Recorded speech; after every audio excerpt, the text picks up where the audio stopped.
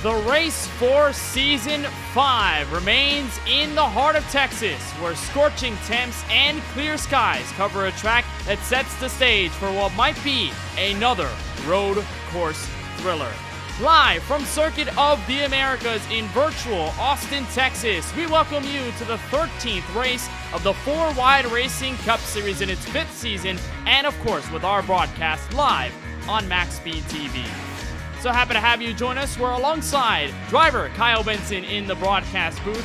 My name is Kenneth Bueno. And Kyle, of course, first of all, welcome to the broadcast booth. It's nice to have you. Usually we're talking to you when you finish inside the top 3 every given race weekend, but it is nice to have you in the booth. And first of all, it's just going to be probably an outstanding race. We've seen so many road course races that have turned out to be masterclasses in strategy and in on-track action. We're probably going to see a bit of the same here tonight from COTA. Oh yeah, no doubt, man. It feels good to be up here, trading out the driver's seat for an actual seat in the booth. So ready to be here and ready to have a lot of fun here. And I know COTA's gonna be a lot of fun here. Gonna be looking for a lot of action in turn 1 and turn 11. Those really sharp hairpin turns coming up the hill and coming down the hill. A lot of speed, a lot of stuff can happen, man. It could be another barn burner like it was last year. It might just be, and if you did not watch that race 1 season ago, we might just have to remind you just how things went. It was Austin Reedy and Lawson Peel, an absolute dogfight to the checkered flag, and it ended up in a last lap, last corner pass from Austin Reedy to win that race. But first off, before we get to the details of what you should expect here at this Circuit of the Americas track, we'll take a look at our Season 5 schedule for the 4-Wide Racing Cup Series, showing you exactly where we've been, where we are this evening, and where we're headed all the way to the run for the playoffs. And Kyle, this is our 3rd road course race in the first 13 races, so we've had a bit of the warm-ups from Watkins Glen and from Road America not too long ago, but Circuit of the Americas dead in the middle of the season. A lot of pressure for drivers to get wins if they haven't, and this track might just open the door for many of them. Yeah, no doubt, man. This could be a really big an underdog for anybody who can come out in the field. Just going to depend on who you got to beat. You know, the main guy here, Lawson Peel. He's won the last few road courses here. He's been dominant for the last few years in the road courses.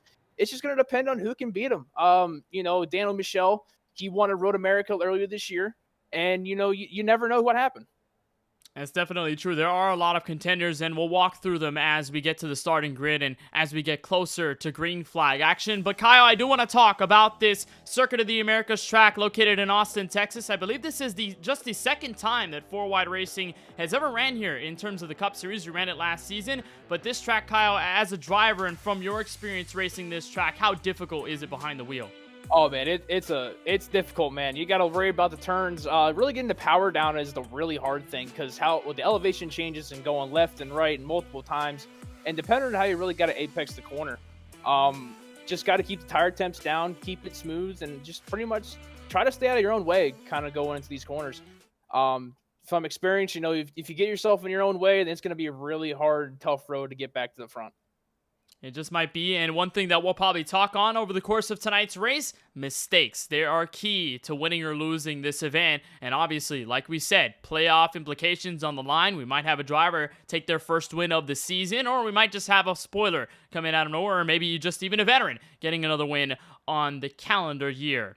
So drivers are lined up behind the iRacing official pace car. We are going to get ready for the green flag in just a couple of moments, but we will first take you trackside to show you which drivers are starting where here from Austin, Texas. Daniel Michel in the number 25 rolls off on the pole with a 2:14.179. He'll be joined by our very own broadcast member in the booth, Francisco Bacallao, using the steering wheel this evening. He starts on the outside of the first row. Colin Forrester is inside the top 3 when we roll to the green. He'll have Craig Lounslogger in the number 13 to his outside, as you see them all gridding in the back end of the race course. Lance Hill starts inside 5th, 2:15.697 on the qualifying time for him. Kevin D'Elia, solid effort to put himself 6th when we drop the green flag. Eric Schaefer is 7th. Curtis Kelly will be alongside him when we get the green in 8th. And Kyle Benson, the final 2 drivers inside your top 10, Michael Newbraw and Jason Hastings in the 49. Yep. You got Lawson Peel and Joe Sanchez in the last row. Didn't take a time. You got, myself on accident. But you got Jaden Porter, Starting 14th, you got Brandon Banks and AJ Green in row 8. Two guys really going to look out for. Adam Alshire and Tony Kivett. Same with Adam Alshire. Really good road course racer. Kind of an underdog here. My team owner, Tyler Murray, starting in row 10 with Cody Kinsey. And, you got Christopher Bishop starting shotgun on the field in 21st. 21 cars, or should we just say 20 cars? I know you submitted yourself as a driver in this session. Well, obviously, we'd love to have you driving behind the wheel, but we do have 20 cars strong here from Circuit of the Americas. All of them lined up behind the pace car. We'll wait just a couple of moments before we get to the green flag. And you did notice there, everybody from 11th on back, starting with Lawson Peel, who's going to look to get his first win here at this track. It did not take a time in qualifying, so that is going to be huge. And I can imagine, Kyle, that at a track like this, track position has to be really important, and qualifying, you got a little bit of pressure on you because as the field strings out, gaining positions might just be really hard further through the race.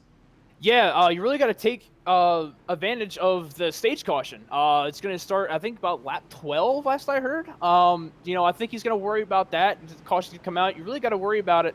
But also pit strategy, like you said, it's really going to be about who can get it down right, who can save their tires, fuel, all that stuff, and conserve your line and what you can do during the race. And remember, fuel strategy was a pivotal factor the last time we were here. The drivers that were fighting for the win, we were concerned whether they were even going to make it on fuel, and that's exactly what put us in that scenario. Daniel Michel and Francisco Bacquiao will lead us through some of the final corners here at Circuit of the Americas. And one thing you'll notice about this track that is pretty much different from a lot of the others we race, Kyle, is the elevation and just the nature of the corners. They're so tight, some of them are wide, and some of them are just really tough to manage. Yeah, you got this turn over here. It's got like a 4 apex kind of corner. It's like driving Milwaukee, and you got the tight corners of 1, 11, and 12. Especially 12 is going to be a big one because you're going about 170 miles an hour in that back straightaway, and you're going back to 70 or 40 miles an hour, in second gear. So it's really going to depend on how, you can really do your braking zones and just how you do all that. Last time we were at a road course, that 25 of Daniel Michel was out in front at the checkered flag, and he will look to go 2 in a row at the road courses as he is on pole. Francisco Bacquiao to the outside as they exit turn 20. Pace car makes its way to the entrance of pit road. Field in the hands of the Los Angeles, California native, and we will wave the green for the first time in Season 5 from COTA. The 25 leads them to the line. We're underway. Already fanning out up to hill. Here comes Colin Forster on the inside, trying to make a move. Going to go really tight, locking up for Daniel Michel coming up to turn 1.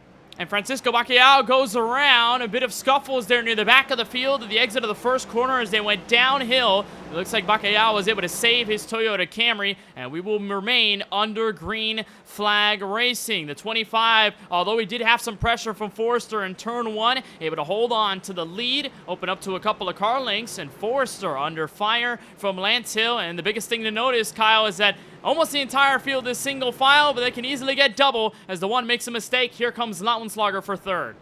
Yeah, no doubt. He just kind of got a little loose coming up the hill, and he's really on his back bumper here. Going to come down to turn 11. Kind of looking here. He's going to look on the outside going into turn 11. It's going to got a little tight here. 13 on the outside. Lance Hill on the bottom. And Hill will be able to make that spot, or at least defend it for the moment. Had the shorter line around. It looks like Curtis Kelly has been able to get into the top 5. Lawson Peel, ever since starting in 11th, he has since moved up to P6. Amongst everybody getting all over the place at the exit of turn 1. So Michel already up 1.3 seconds. Forster back to second, Lance Hill up to third, and Kyle, I know you can imagine there's a lot of stuff going on, but it gets really tough to drive this track on this first lap. You're really having to set yourself off on the right foot. It can be really tough to do so. Yeah, just watched Craig Lautenslager skip the tires all the way to turn 12. Man, he went that to about 500 yards, locked them up. It's going to be really tough to get those front tires cooled down coming into this section.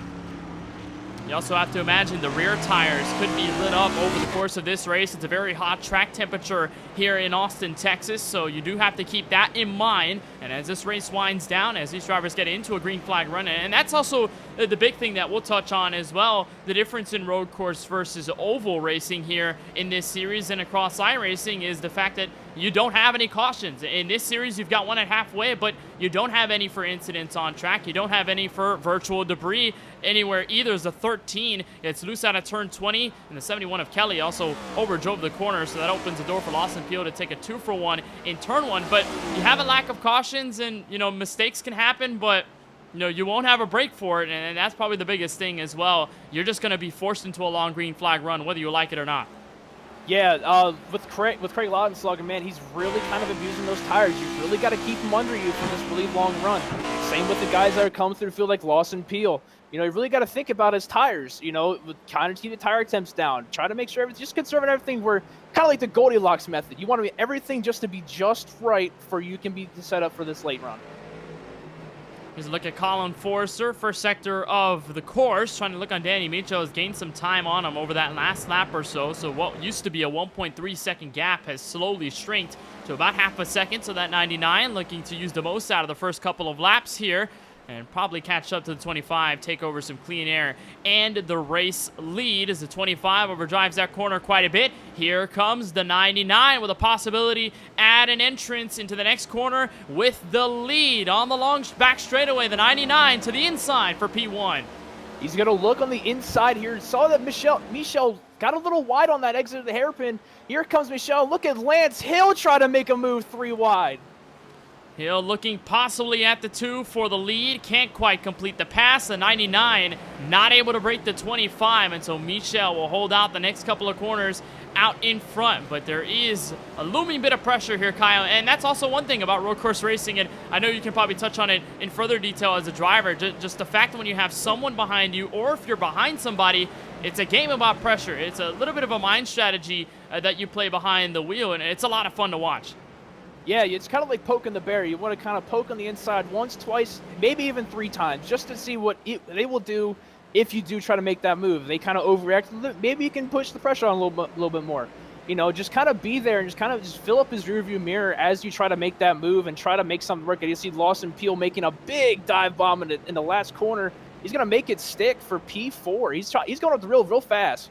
He has since moved up to that 4th spot, getting over that 13 of Lautenschlager as they will cross the line on the front straightaway. This will complete lap number 3 here from Circuit of the Americas. Or rather, I think lap number 2 now on lap number 3 of 35. And when you're poking that bear, maybe imagine that you can use some honey. I have no idea. I've never done it before on the sim. I'm not that good enough. But nonetheless, Peel to the inside. He'll make that move for 3rd. And not afraid Peel is whatsoever at these road courses. Remember, when we were at Road America not too long ago, he was at the verge of being the driver to go 2 in a row after winning at Watkins Glen earlier in the season. And then came catastrophic turn 5 entrance where he got spun around. Then came turn 6 up the hill. He lost that lead to the 25, and then ever since could not recover. So you have to imagine, Kyle, that behind the wheel of this 12 is a monster. Someone looking for redemption on these tracks where he is absolutely dominated, and that last one ripped away from his hands. Yeah, no doubt. You know, he's very fast at these road courses. He wants to get that win at COTA, wants some redemption from last year with Austin Reed getting the win. He just really wants that win at COTA. He's just driving for it. He wants this one, especially after last time we were at a road course at Road America 2, after that big catastrophe that he had in the last few corners, the last few laps. And now you just see Daniel Michel is just kind of taking his thunder in the last few weeks. You know, he's running up front here. One at Road America was just definitely a front runner in the top 5. You know, you could call it some healthy teammate competition. Remember, both of them are part of Drinking Bros Racing. So the 25 getting a win of his own at Road America, stealing it from his teammate who had been dominating as he overdrives this corner. I think it just might open it up for Colin Forrester. No. And Forrester, who had been trying so hard over the first 3 laps to get to this 25, that slight mistake might just hurt the 25's grip a little bit on the front. And so the 99 might just have an opportunity to attack here. Yeah, he's just kind of sitting there. He's just, like I said, he's just waiting for him to make a mistake, kind of poking the bear, filling the rearview mirrors, just kind of being smooth as much as he can here as Michel's trying to pull away. 25 will look to pull away, exit turn 20, right on board with Colin Forrester in the 99, a driver who has been able to capture 2 wins in Season 5. First one came, first race at Daytona, second one at the 1.5 miler at Las Vegas Motor Speedway. Right on board as he goes up the hill at turn 1, kind of helping you slow down, but at this point, you're looking at the way the 99 and the 25 are driving this racetrack, and the one thing, Kyle, that I think not many people talk about on the iRacing sim is the X's, the way you can accumulate incident points by running off track. And here at Circuit of the Americas, you don't have a lot of grass. You don't have a lot of weird runoff that can punish you once you get off circuit. You have asphalt, so you go off and you could be trying to get some momentum off the corner. You end up getting a 0x, or you end up getting a 1x rather for off track, and that can accumulate and be a penalty if you get too many of them later in the race. So how do you manage that discipline behind the wheel, especially at this track where there's so much runoff? Yeah, just kind of, it's really got to worry about your line. Your line is really big and really key around here, especially in these corners where you got to really take a wide apex, and you got to be really easy on the throttle. And, you know, if you get a little snap oversteer, next thing you know, you're in the grass and just getting X's and accumulating X's over time. And, you know, it's just, but what's lucky about here is that you see a battle with Curtis Kelly. It's just more or less just kind of keep yourself consistent and keep yourself in your realm of where you can go. Right on board with the 71, Curtis Kelly, who was inside the top 4 or so, dropped back to P7. You saw the pressure that was put on him by Joe Sanchez in the 55, and even some drivers behind him. Jaden Porter in the 28, Adam Alishire in the 91, and you can just see how much gain the 55 gets off of that last corner as the 71 drives it over. And it's so easy to do here at this track where you think you have enough brake input in it, and somehow, some way, the car is not going to respond. It's been happening to Kelly over the past couple of laps. Sanchez inches a little close, almost made contact with the rear end as Alishire makes a clean pass on Jaden Porter behind them for 9th. Yeah, this is a great battle with 4 cars for 7th. I mean, they're just kind of battling out, you know, just this is the big thing about these road courses, that you're going to have these little pockets of like 4, 5, 2, 3 cars. They're just going to battle it out most of the race. It is a lot of fun to watch. It really is a lot of fun to watch. And Kyle, would you consider yourself a driver that has a lot of fun at the road courses? I know that at Watkins Glen, you led a bunch of laps. I know you and your teammate Austin Reedy have been dominating the first half of that one. Do you find a lot of the fun and a lot of the uniqueness in this types of track? Oh yeah, this is a lot of fun. COTA is kind of one of those things. Curtis Kelly tried to make a block on Joe. He ain't having none of it. Sorry about that. But you know, it's a lot of fun, especially with this uniqueness of these tracks. I mean, it's, you know, you're so used to going left all the time. And then when you go left and right, it's a little bit of fun, especially when the track temps get a little hot. You know, everything's getting nice, hot, and slick, and you just have a lot of fun. You know, track temperature 92 degrees is going to be a really big factor late in the run once this weather starts getting down, and it's just, you know, it's always a lot of fun. Like Road America was a lot of fun. Same with Watkins Glen. You know, COTA is not very high on my list, but, you know, if you have a good group of guys, you're just having a lot of fun. This is what this league's mostly about, just having a lot of fun. And, you know, that's what I like about this league so much, is that, you know, we may have our differences from here and there, but we always have fun no matter what in the lane of the day. And we were talking about that just before we started. As Kelly goes wide, both of them overshoot the 71, almost put it into the gravel, and so had to come to a full stop, and he drops 3 spots as a result. Yeah, wow, that was a really big mistake out of Curtis Kelly. He just kind of overdrove the entry of the corner, and, you know, that's going to be, like you said, very big mistake early on. He's going to be able to, you know, come back, but it's going to be really hard. He's going to be really big hills you have to climb up for the rest of the race.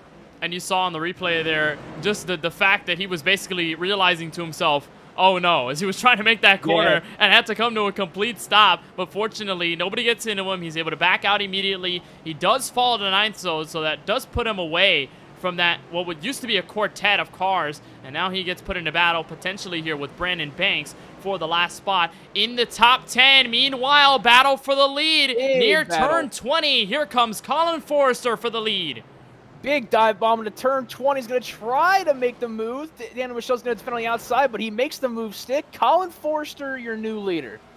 And look who's behind them, not too far out. The number 12 of Lawson Peel. We saw him dive into the top 3 the last couple of times by. And as these two have been fighting each other, and as the 25 has been eyeing in his rearview mirror every single lap, that 12 has been getting closer and closer. Last time by, Peel at the stripe, a 2:15.1, Kyle. For Michel and Forrester, 2:15.4 or 2:14.8. I think for Forrester, the best one, but for Michel, lost a lot of ground. I think both of them in this group are just trying to fight each other, and Peel is just kind of cruising.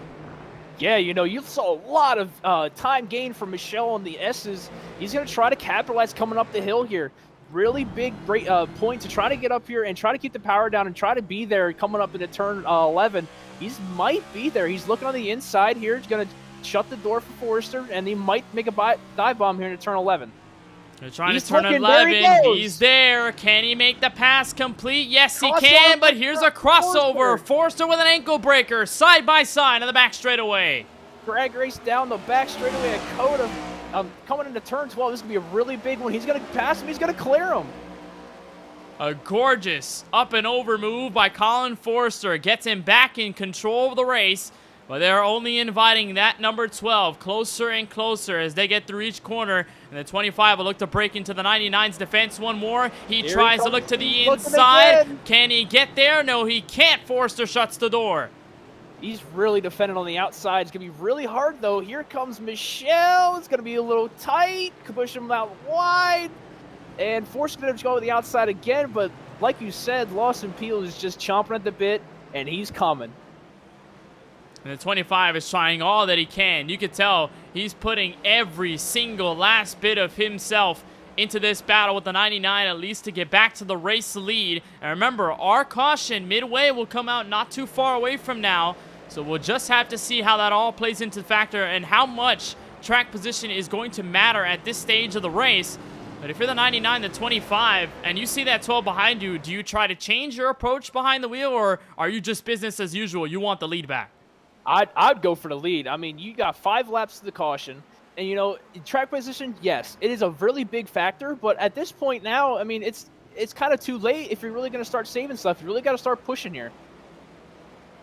Our halfway mark of the race will come at about lap 17.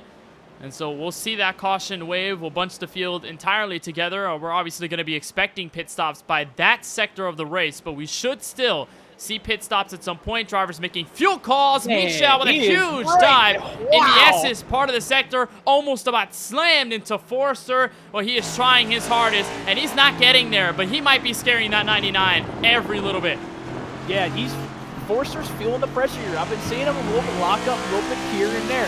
He's trying to hold on here, but I think Michel's going to try to get him here. Try to give him a little more pressure here. He's going to look on the inside, going to little block the lane. Michel's going to try on the outside. Bold move. Going to try to cut it over. Nope, not there. He can't get there. That 12 appeal is still hanging back. He has not been able to get to either the 25 nor the 99. We'll watch if he's just, at this point, staying behind them on purpose or just waiting for the right moment to strike. But the 12 will hang in behind the 25. Your top 3 all within half a second here at COTA over the first 7 laps, and then it's a bunch of seconds back, at least 5.5, to Craig Lautenschlager, who, by the way, under fire from Lance Hill. And Hill able to make that position up. And I like the paint scheme on behalf of the number 1 machine this evening. I think this is a Kimi Räikkönen car, the one that he ran over at the Watkins Glen circuit last year in the Cup Series.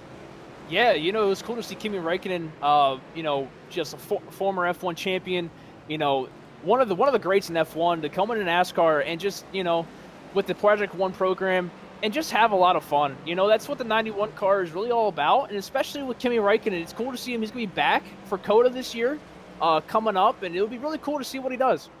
That's true. And you know, when I think of Kimi Räikkönen in NASCAR, number 1, I think of obviously the fun that he had behind the wheel of a next-gen car. But number 2, I think that huge block that he sent to Chase Elliott on the back straightaway, heading for the bus stop. I remember seeing that live and being like, yeah, Kimi's here to stay. And he doesn't care who's right behind him. He's going to do whatever he can to keep a position. But maybe we'll see Lance Hill do the same. Well, it looks like he won't. Lautenschlager going to go to the inside for what's going to be 4th. So a nice little battle between these 2 cars entering turn 1. But then we turn over to the paint scheme riding in 3rd. This is a Kelly Blue Book scheme inspired by the one that Chase Elliott runs in the Real Life Cup Series. And speaking of Chase Elliott, unfortunately, he's still out with his broken leg. But Josh Berry will be running this car through the oval races. Jordan Taylor, though, going to whip this car at COTA. So that's going to be a lot of fun to see as well. Yeah, it's really cool to see all these road ringers come from different backgrounds, like Jordan Taylor from IMSA, Kimi Räikkönen from Formula One, same with Jensen Button. You know, we had Mike Rockenfeller come here about a year ago back in the Spire car. You know, it's just really cool to see these different guys try the next gen. You know, they've always, especially with NASCAR, they wanted new people, wanted new drivers, wanted a new you know, stance and everything, and you know, they made the car for, you know, people like the Jordan Taylors and INSA, and and the Kimi Räikkönens, the Mike Rockenfellers, and all that stuff. And that's kind of what they've made this car to be, and it's really showing here in the last few years. It's definitely true. And I have to think, now that you're mentioning Rockenfeller with his start in the Cup Series, Jenson Button now going to do something with NASCAR as well, and then Jimmy Johnson returning to Cup Series action for 2023. I have to imagine that this was just all the plan. With the Garage 56 announcement that they're all going to be running at Le Mans in the summer of 2023 as Michel dives to the inside of Forster once again. Challenge for P1. And there goes Michel, clearing away, back to the lead. Kind of forced Forster wild with the inside. Forster, knew he was coming, gave him the space, but Michel kind of locked him up, pushed him out wide, and, Lawson just kind of sitting there in the wings. As you see Forster filling up the rearview mirror of Michel, maybe he tries to make a move in this hairpin coming up in turn 20. We'll see what it can do, but Peel has not struck yet on your top two. He's just been waiting in third as the 99 will try once more. There's a bit of lap traffic up in front of them. As I watch through the field, couple of drivers in close contention. This is Tyler Murray and Kyle, your team owner, in the number 16. Riding in 15th spot with Tony Kibbett and Cody Kinsey, not behind this three-car train, back to 17th on the racetrack, and then Michael Newbro on the background in 18th. Yeah, these three guys, they've always raced around each other.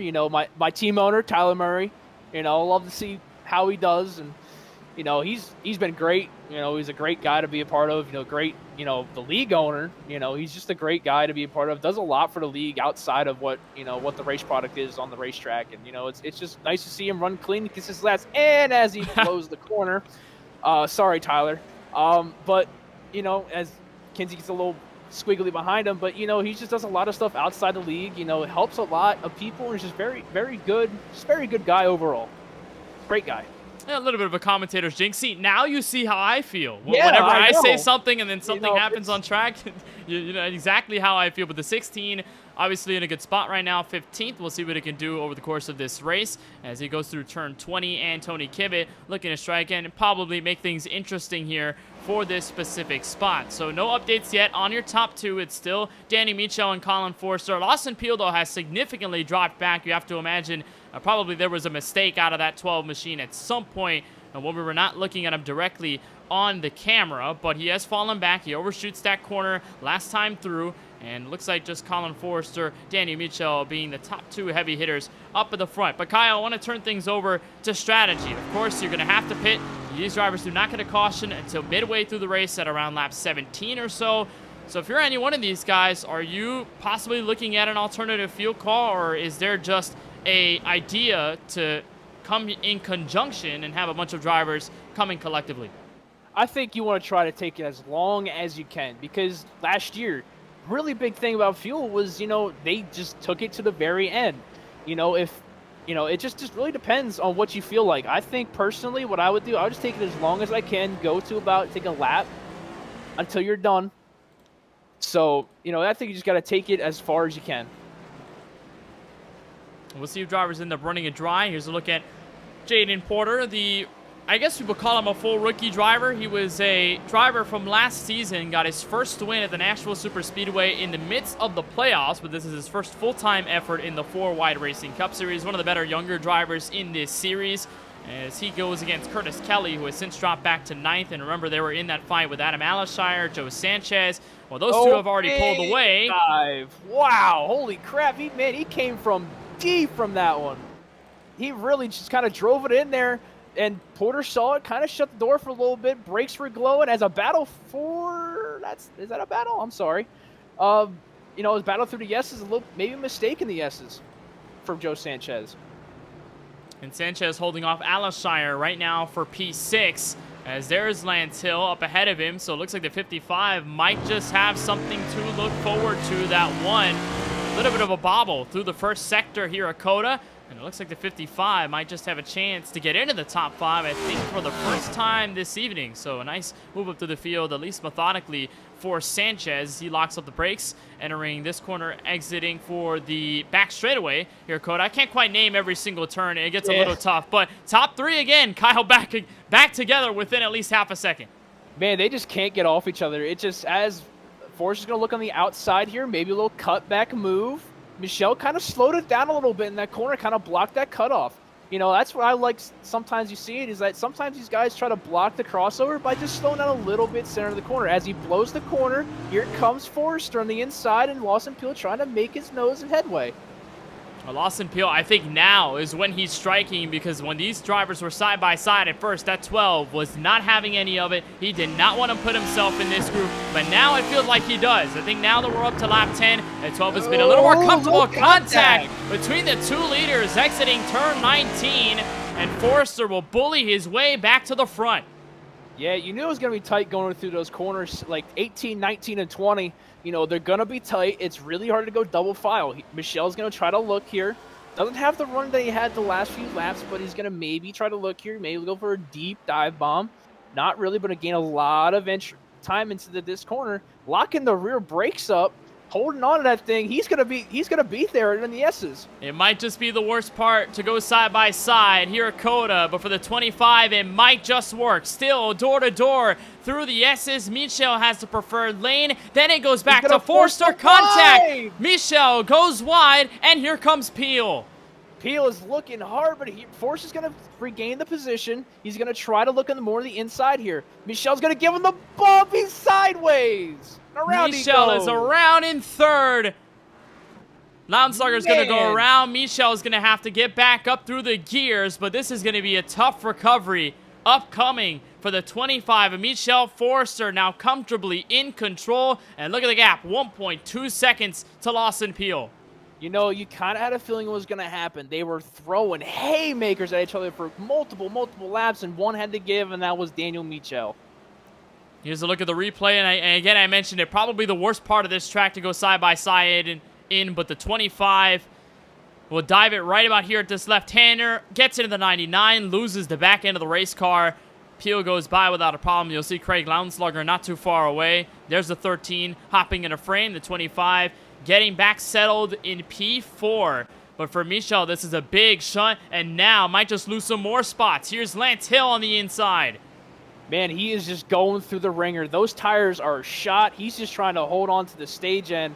You know, it's just a really big, you know, kind of a down moment when you spin the car out. You're like, man, you know, like what now? You know, and then you're just trying to get yourself back into the rhythm. You know, Hill is really putting the pressure on, going to give him a bit of a bump here, try to give him a little wide. Sanchez trying to make a move on the inside, not going to make it work. It's going to be a real dogfight here for, I believe, I can't remember.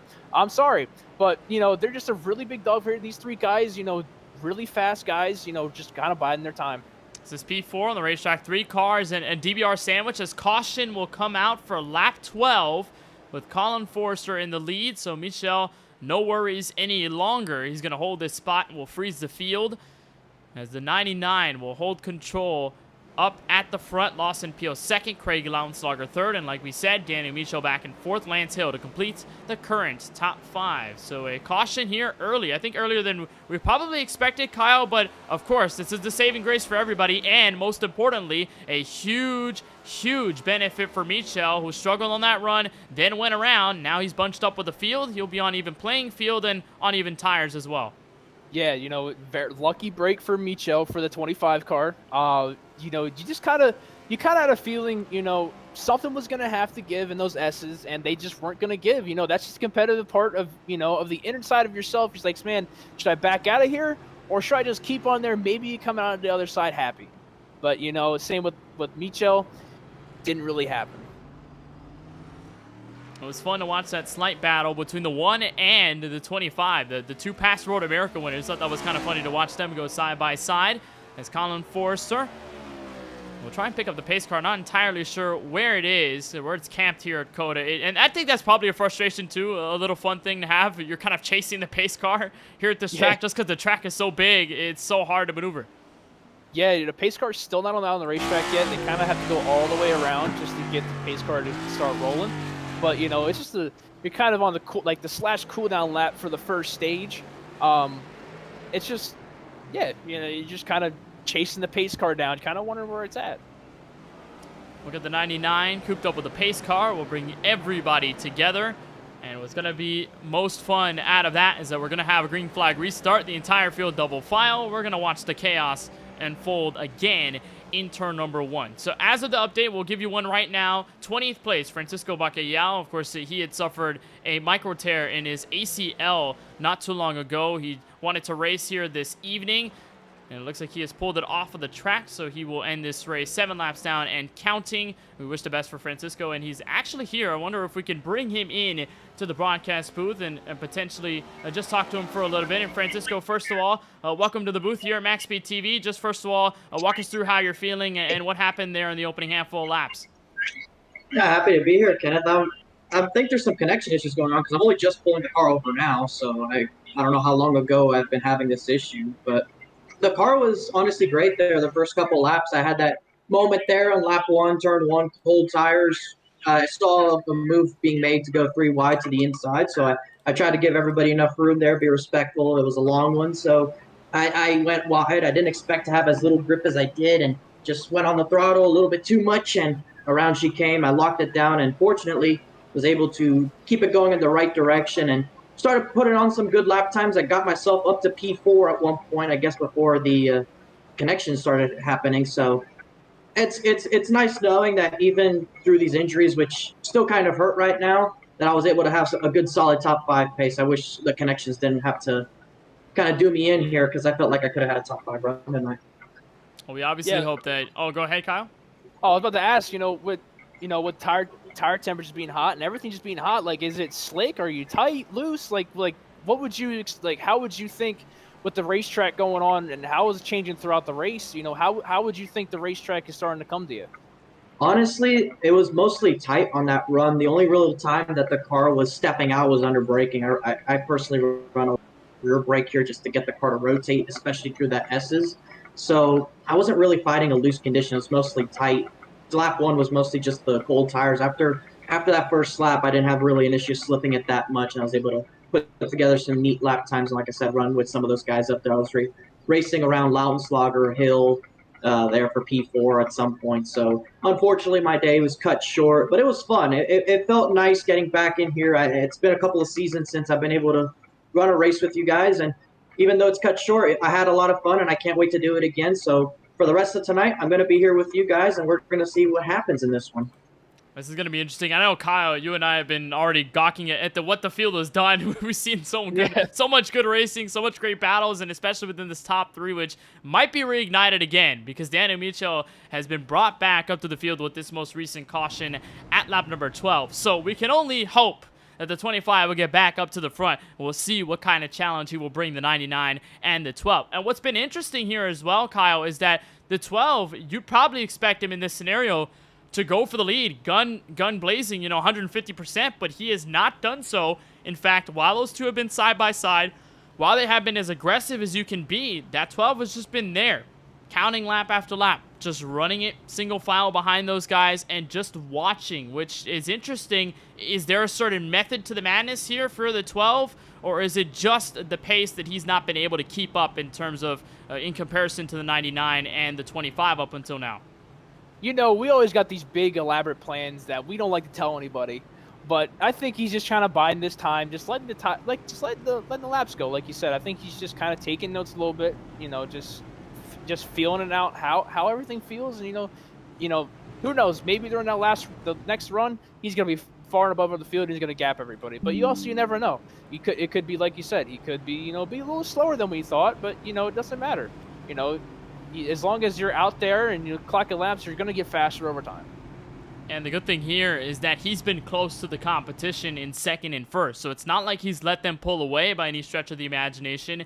If anything happens, he's there for the taking. And that might just be the best spot to be in, especially knowing what happened last season between Austin Reedy and Lawson Peel, where Peel had made that mistake off turn 20, went around Austin Reedy, who had kept himself within Peel's grasp over the last handful of laps in that race. Just needed to put in the throttle off the last corner. Around he went, and that was the win for the number 96 of Reedy. Leaders on pit road. Pace car will be solo dolo out on the racetrack on the front straightaway, and here will probably be a general consensus call here, Kyle. Probably going to be 4 tires and fuel for the field. Oh yeah, you got to take 4 tires and fuel. Kind of a bit of a crunch time. Depending on how good your pit stall is, you can probably gain a few spots here. If you're really feeling bold, maybe maybe take a little less fuel for this run, kind of take a bit shorter of a stint, and you just kind of see how it rolls. That's something you got to think about, depending on how much fuel you want to take.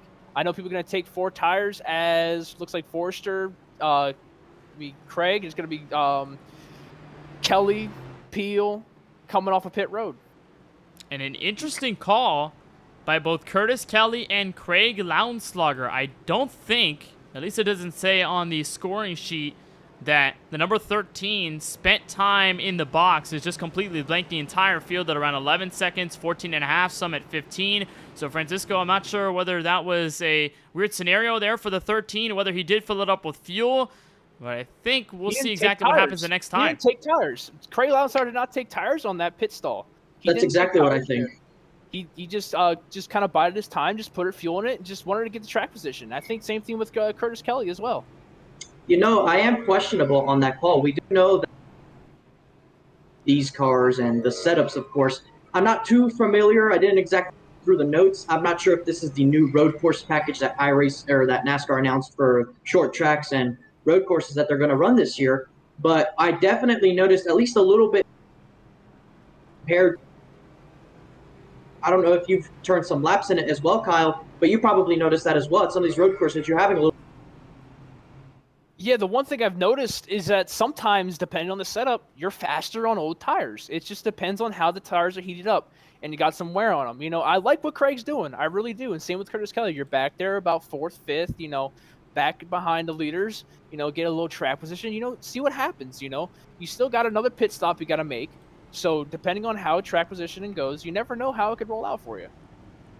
And that is true, and obviously I don't know either whether iRacing updated the tire parameters for the next gen on road courses specifically, because I know before this update, and maybe even after this update, if I'm proven wrong here, that the road course tires did not wear at all. So you wouldn't need to change tires whatsoever. All you needed was just fuel in the race car, and over the long run, the car would maintain consistent, or in some cases, you turn your fastest laps on, let's say lap 35, lap 40, where let's say if the tires wore out the way they would in real life, you would be turning your fastest laps at the start of the run like normal. So I'm not sure whether iRacing has officially updated that, but with Craig Lounslogger making this call, I think we are about to be shown whether it's true or not. That 13 will start in second when we wave the green flag, and I believe a lap or so time. The lights are still on from the iRacing official pace car, so we will at least take it around one more time before we get the green. So this is going to make things a little more interesting as well, Kyle, because not only is Craig Lounslogger and Curtis Kelly using their pit stops to gain track position, Lawson Peel has dropped back to 4th. Daniel Michel, he was in 4th at the entrance of pit road. He's now -1. He's up to 5th. And look who's behind them. Adam Alshire, Lance Hill, Joe Sanchez, drivers who kind of have picked up the pace over the last end of that run. So it could get very interesting once these drivers make this first out lap.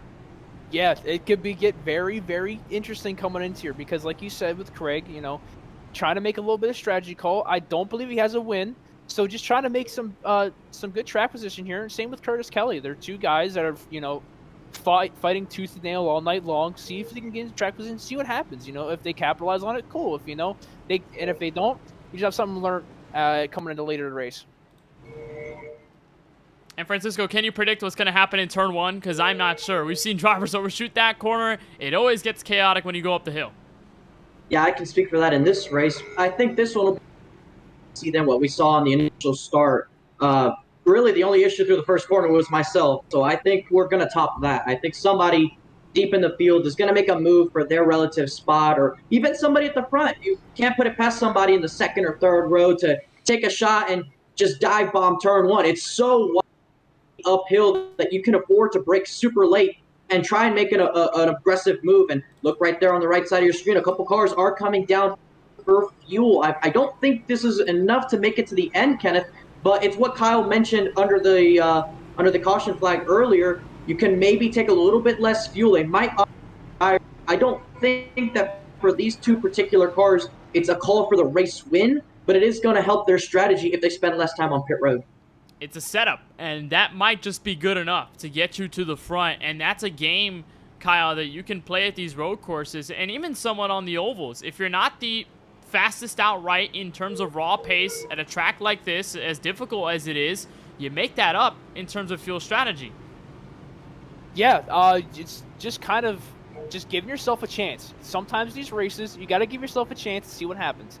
If it's like, bottom of the ninth, grand slam waiting to happen. If you knock it out of the park, next thing you know, you're the cult hero. But if you don't, you go to zero. So it's kind of just what you can do up front that's what I was kind of scared about too, is that let's just say the tires don't fire off well, you're going to be almost 4, 5, maybe even 6 wide going into turn 1. And that's when all the chaos starts. And that, I think, is officially as a driver, is when those pants are not white anymore. They are, they're going to be brown pants by the time you exit that corner. And when you're talking about the home run, the grand slam, kind of reminds me of a March Madness buzzer beater. Anyone? A little bit mad at March. So I know we're starting March Madness. Yes, first 4. I think they're playing their final games tonight. Nevada, Arizona State going at it. Farley Dickinson played against Texas Southern earlier this evening. And we are having our first bouts of round of 64 games. So I just want to get your thoughts quickly before we get the green flag on the restart. Yeah. March Madness coming up. It's always a good watch. Great sports betting, by the way. You can take a lot of underdogs. Get yourself a little bit of pocket change. Get yourself some new iRacing content, or just get yourself a little good Taco Bell action. But you also, with March Madness, it's always a fun watch in March. I've always liked the underdog stories. I think the big one, Loyola Chicago, a few years ago, when I was thinking all the way to the Final Four, I believe, as a 12th seed. I could be wrong, but that's what I always love to watch. Yeah, March Madness, it's always one of the greatest sporting moments of every single. The tournament's always broken brackets, especially in the round of 60. Me personally, I haven't filled one out this year. I probably won't. But if I had to guess, there's a couple of good teams. Alabama, pretty nice. They got the 1 seed. Miami, Florida's looking nice. They're the 5th. I don't think they're going to win, but at least they can definitely put the name out there. And you mentioned it, Kyle. It's good sports betting. A lot of people will put a lot of money on this, and instead of buying Taco Bell or whatever else you said, you can purchase some nice Red Bull or refreshing food at Wawa. Why not do that with any money you win? Brought up Wawa. We're turning into an advertising company at this point. We're advertising every company under the sun now. Yeah, I think Sheetz better. Wawa. Yeah, I'm gonna go to. Listen, I'm a PA boy, and I'll tell you what, Sheetz is a heck of a lot better than Wawa. I think Lawson Peel will still prefer Chick-fil-A over both of those things. Oh, that's true. That's true. Joe Sanchez will go to Cookout immediately. I'm gonna say that. I know Rudy's already going over the Hoagie Fest here in a minute, so I don't know. He's kind of blowing my thought about that one. Oh man, ready for a restart, lap number 16 of 35. So we'll be officially halfway through this race here from Circuit of the Americas. If you're enjoying our coverage right now on MaxSpeedTV, Kenneth Bueno, Kyle Benson, and Francisco Bacallao along with you for the ride. We're ready for Colin Forrester to bring us back under green. Craig Lautenslager, who had not taken tires nor fuel, it appears, going to be on the outside of row number 1, Lawson Peel and Curtis Kelly. Joining alongside each other in that second row, Daniel Michel, who started this race on pole. He's going to be one of the last drivers inside the top 5, and Adam Alashire alongside him to follow. Pace car will be down and into the entrance of pit road at the entrance of turn 20.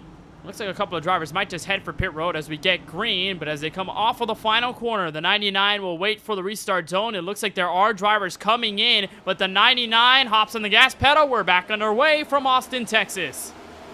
The important thing to remember on these restarts is that it is on the lead. No restart zone at this. Guys back there by Lance Hill. Oh, and he misses the corner. Forrester misses the corner. Forrester's way off and hands the lead to Curtis Kelly. Contact. Lawson Peel gets into the 1 of Lance Hill. They go around. There was contact further behind to follow. The 48 of AJ Green got hit. It looks like by Adam Alashire. Oh, actually, never mind. That might have just been Cody Kinsey in the 93, the one struggling to get back to pace. And Curtis Kelly takes the lead in the first sector. The big winner out of all of it, Craig Lautenslager and Curtis Kelly. Daniel Michel looking for second in a battle for third with, I believe that's Colin Forrester, maybe? I can't really tell, sorry. But yeah, really big winner here. We thought he was in the water. Curtis Kelly make a big dive out of Daniel Michel. But, same with Craig Lautenslager and Curtis Kelly. They put themselves in position to capitalize, and they capitalized on it well.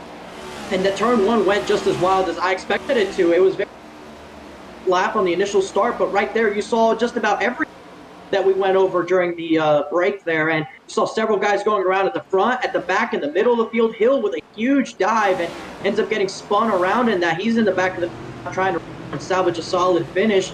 And of course, Colin Forster was the leader, had a great launch, but he just went a little bit too deep into turn one, misses the corner and loses 3 spots. There you see him in 4th, trying to take the 3rd spot away from Daniel Michel, seeing cage as they approach the final sector. But you mentioned it there, Kyle. Those top 2 right now, they made that call on pit road to take fuel only, and they're 1-2 right now.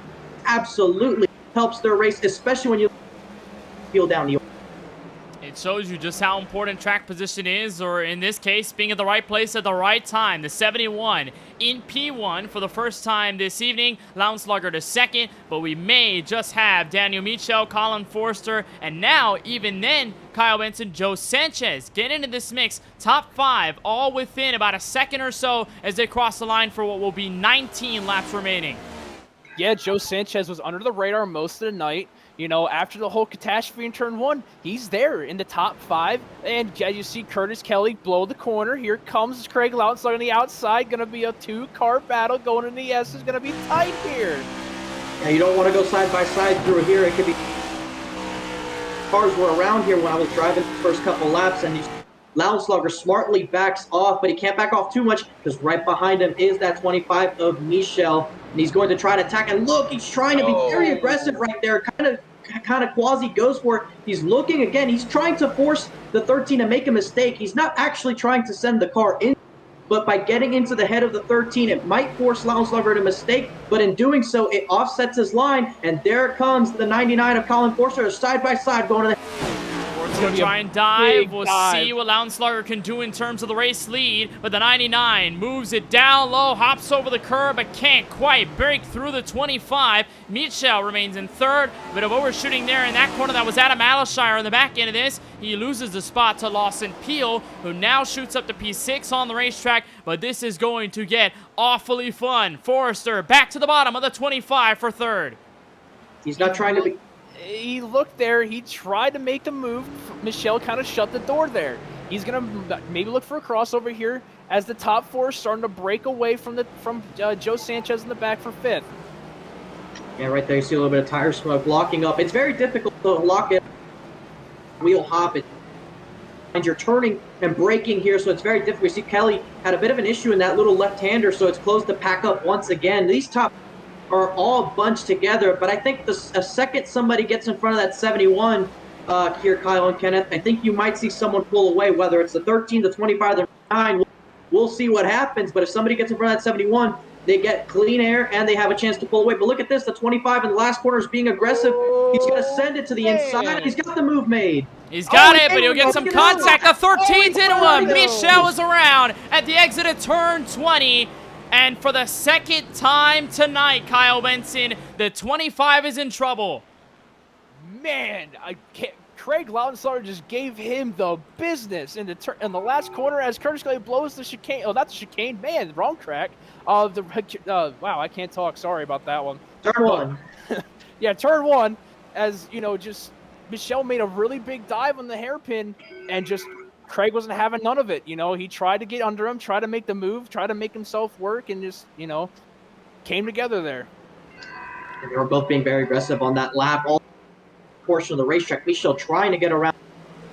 And he does so in the final corner of the racetrack, but that shallow entry and the crossover attempt by Lounslugger just too early. And there you see actually the 71 slips up a bit side by side through this little. The 99 stays in the gas, and he will get by the 71. As he's kind of off the track, but all is good here. Anything that's pavement works for these guys, and the 99 will go back to the point. To finish my point on what was going on, just a bit of a racing deal. Both guys being so aggressive, and it did open the door for the 99. He got by both of them, gets by the 71 by making that pass attempt. So now he's back up into P1. There you see Lounslugger down in 3, and there you see creeping up in the back in the top 5 is that 12 of Lawson Peel. So he is starting to close in on your top quadrant on the top of the field, and he's going to see if he can pick them off one at a time, because while they're like this, it's not going to be very easy to pass them, Kenneth. And what I took away from that move by Daniel Michel on the 13 was probably a bit of desperation. I mean, you're one of the fastest cars on the racetrack. You've got Colin Forster right behind you, who has been pressuring you ever since the drop of the green flag. If you can't get around the 13 and the 71, that 99 is coming for you. He tried it multiple times already, so there just might have been a little bit of desperation behind the wheel of Michel's car. It got him a little antsy, got him into the 13, created that situation, and all of a sudden, Michel has absolutely drop-kicked through the field. He is now in P7 as Joe Sanchez, Kyle Benson, making a surprise move up through the field. How about the 55 and a third? Yeah, you know, you thought 4 cars was bad. Try 5. He got 5 cars under a blanket as Forster's trying to pull away. But as you said, Joe Sanchez made a fantastic move on the inside. Now he's up to 3rd. He's making the move here under brake.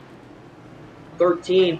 He doesn't slip up either. But look, the 7 he's around. He's going to lose 3 spots there in a fell swoop in turn 1. He's been struggling there since the restart, and now he falls down to 5th. So this right here, is now going to be the battle for 2nd. You see just how big the gap Colin Forster has out in front. You get a feeling if that 12 gets in front of the 55, he's going to try and run down that.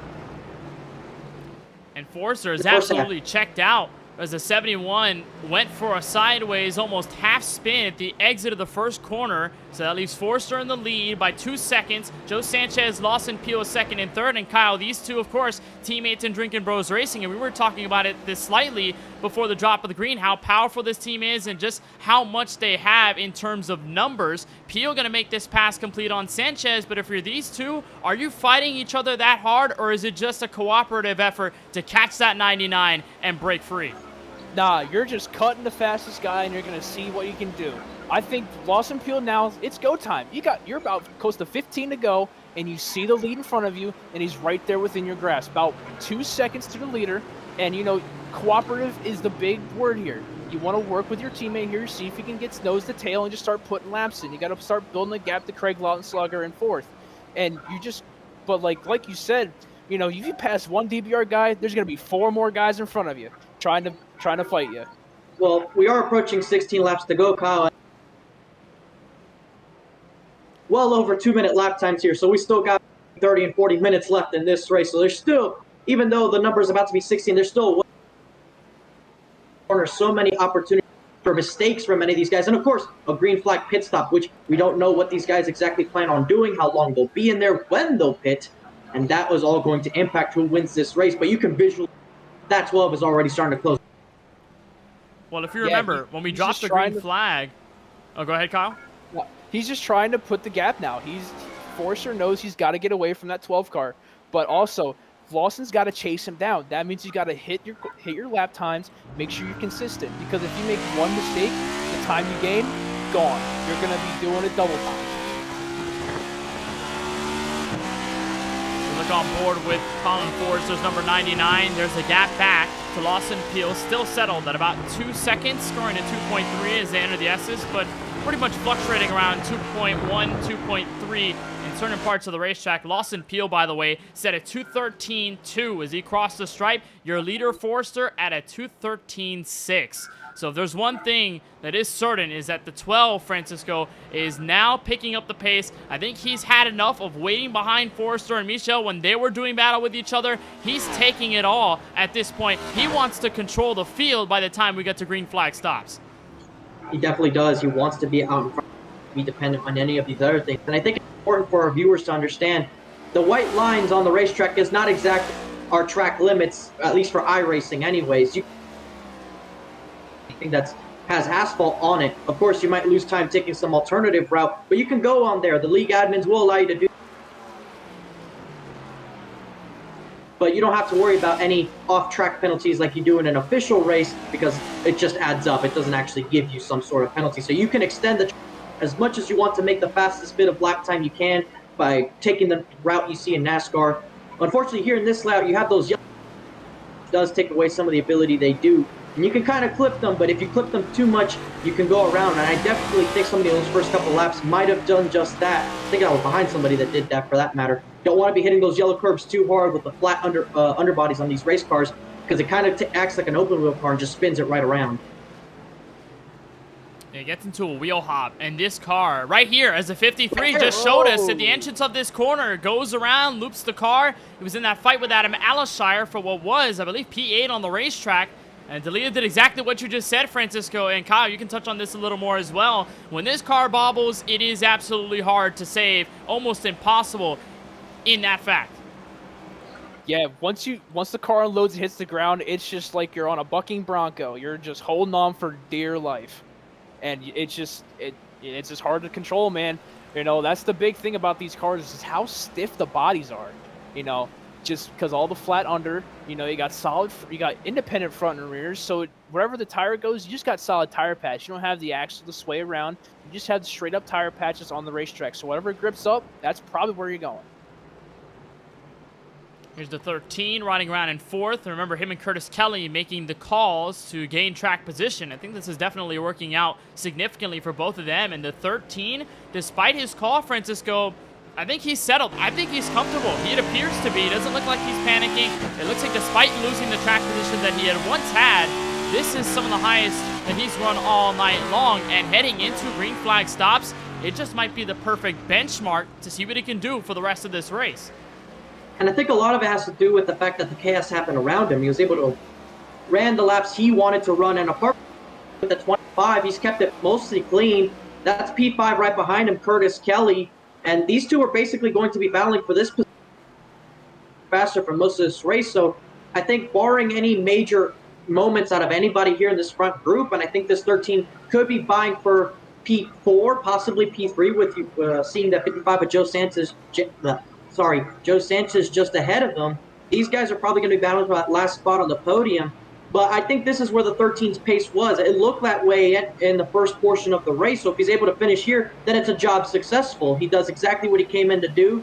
And that's usually what you try to do at these road courses. I can't really speak for just about everybody in the field, but I know Kyle shows up here and his goals are to win at these road courses. We've seen him capable of winning the courses. But you move on to someone down the field, say a Christopher Bishop, a Curtis Kelly, or even someone like a Tony Kibbett. These guys have different agendas when they come to these road courses. They don't feel and they don't run as competitive as, say, a Lawson Peel. So when they go to these races, they have different goals, and sometimes you succeed over them, you do more than them, you meet them, or sometimes you just make mistakes and you don't reach them. So I think right now the 13 is doing exactly what he planned on doing. Probably not the way he thought, but it's working out either way.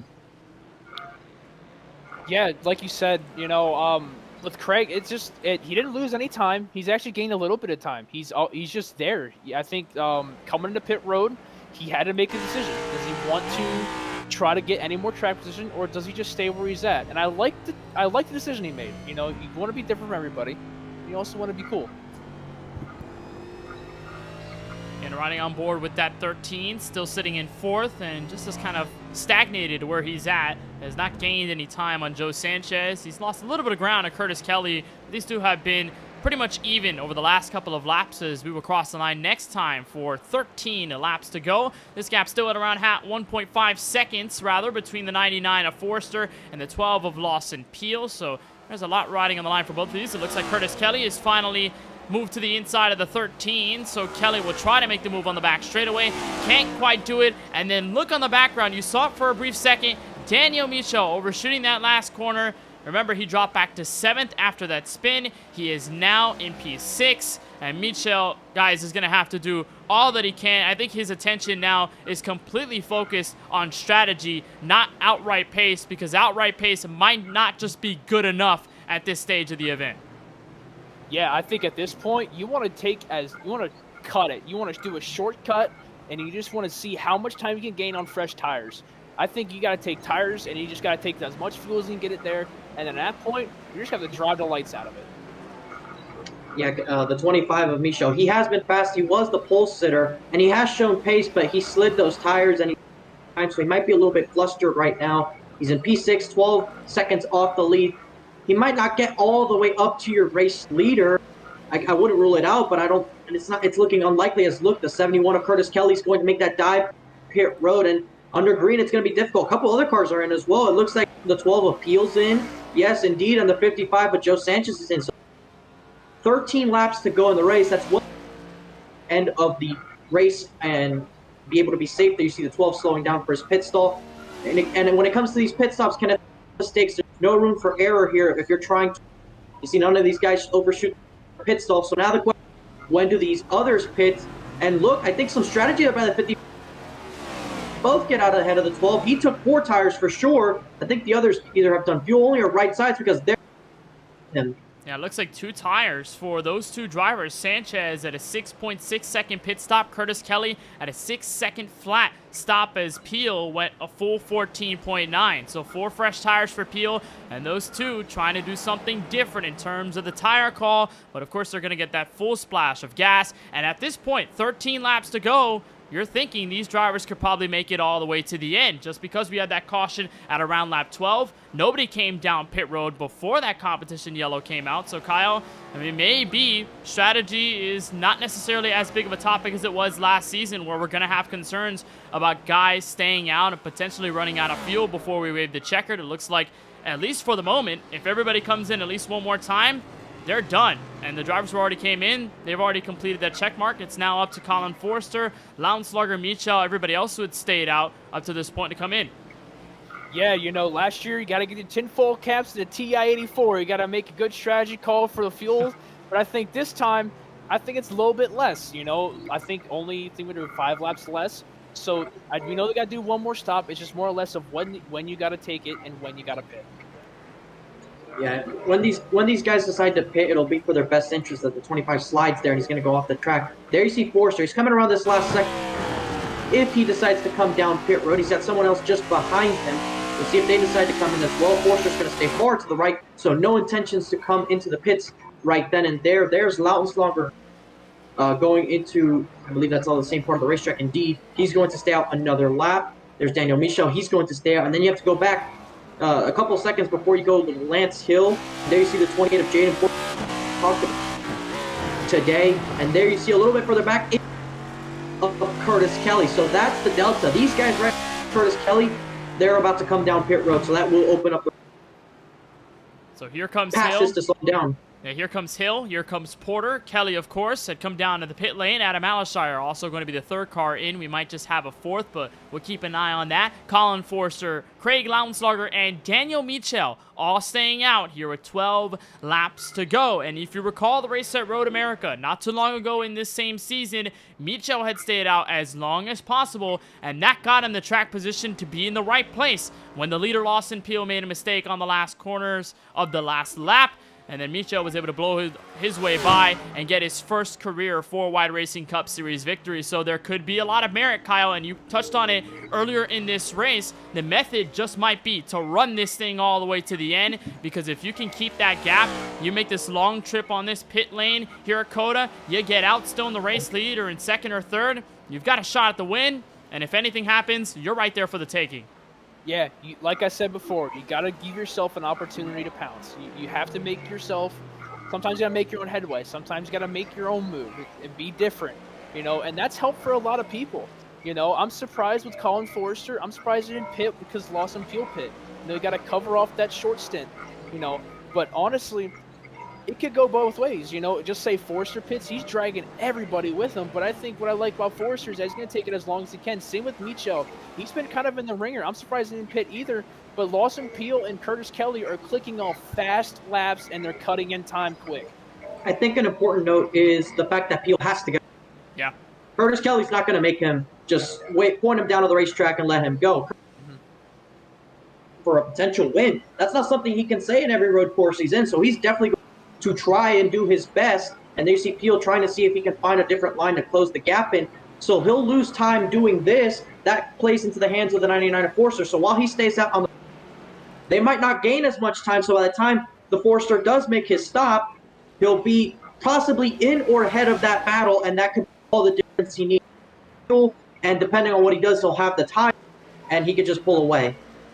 And I think what will help too is that Curtis Kelly's a teammate to Colin Forster.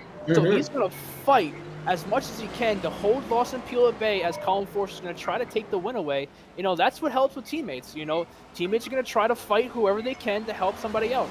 You know, especially with team points with these guys. You know, you got Colin Forster holding up to the field, and Curtis Kelly back there. Good team points for them as well. And what I'm seeing is a bunch of different teams represented in this top 5. You look at Colin Forster for Stonks Motorsports, Craig Lauenslager for his own team, Daniel Michel for DBR, Curtis Kelly on his own team, Lawson Peel for DBR. There's so many drivers that are represented in this top 5 or so. And also to mention, Lawson Peel had found his way around Joe Sanchez. That 55 got ahead of him at the exit of pit road. Peel made quick work of him. So now the 12 is going to look to do the same on the 71. A lot of different strategies being played, especially with the drivers that have stayed out up until this point. We might see it culminate together inside the final 10 laps here from Circuit of the Americas. We'll give you a quick rundown before we get back to things here at this track. Colin Forster, your race leader. Craig Lauenslager in second. Daniel Michel holding up the last spot of the podium. Curtis Kelly is in fourth. Lawson Peel in fifth. Then goes Joe Sanchez, Lance Hill, Jaden Porter, Adam Alashire, and the number 3 of Eric Schaefer. Quite a quiet driver this evening, but Schaefer could walk away with some good points if he can stay there by the time we get to the checkered flag. So this is going to be only more interesting because Lawson Peel is not all too far off, and it looks like he might have just made that pass complete. At least he's trying to on the 71 of Kelly. Kelly's fighting it. Look, he's staying to the inside. Peel stays to the right side. What happens going into Peel has the... He's going to brake aggressively. He has the inside lane, and he's going to swing out, try to leave the 7 in there as they go to the triple right-hander. As you look from above, Kelly's still there, so Peel's going to try and power off. He's got a little bit less grip out there, so it should invite Kelly back into it. You see him using all the racetrack. A shallow entry here should favor the 70. Tight there. Peel has the move done. Curtis Kelly bringing his inner Fernando Alonso, defending like a lion. Made that a terrible, just kind of pushed Lawson to his limits. Made him do the move on the outside, and he finally got there on the inside of turn. Well, man, holy crap. Excuse me. Just the race is just crazy, man. I'm all over the place. But, you know, you're seeing these guys fight and fight and fight for track position, and maybe this, you never know, this could possibly be the fight for the win here.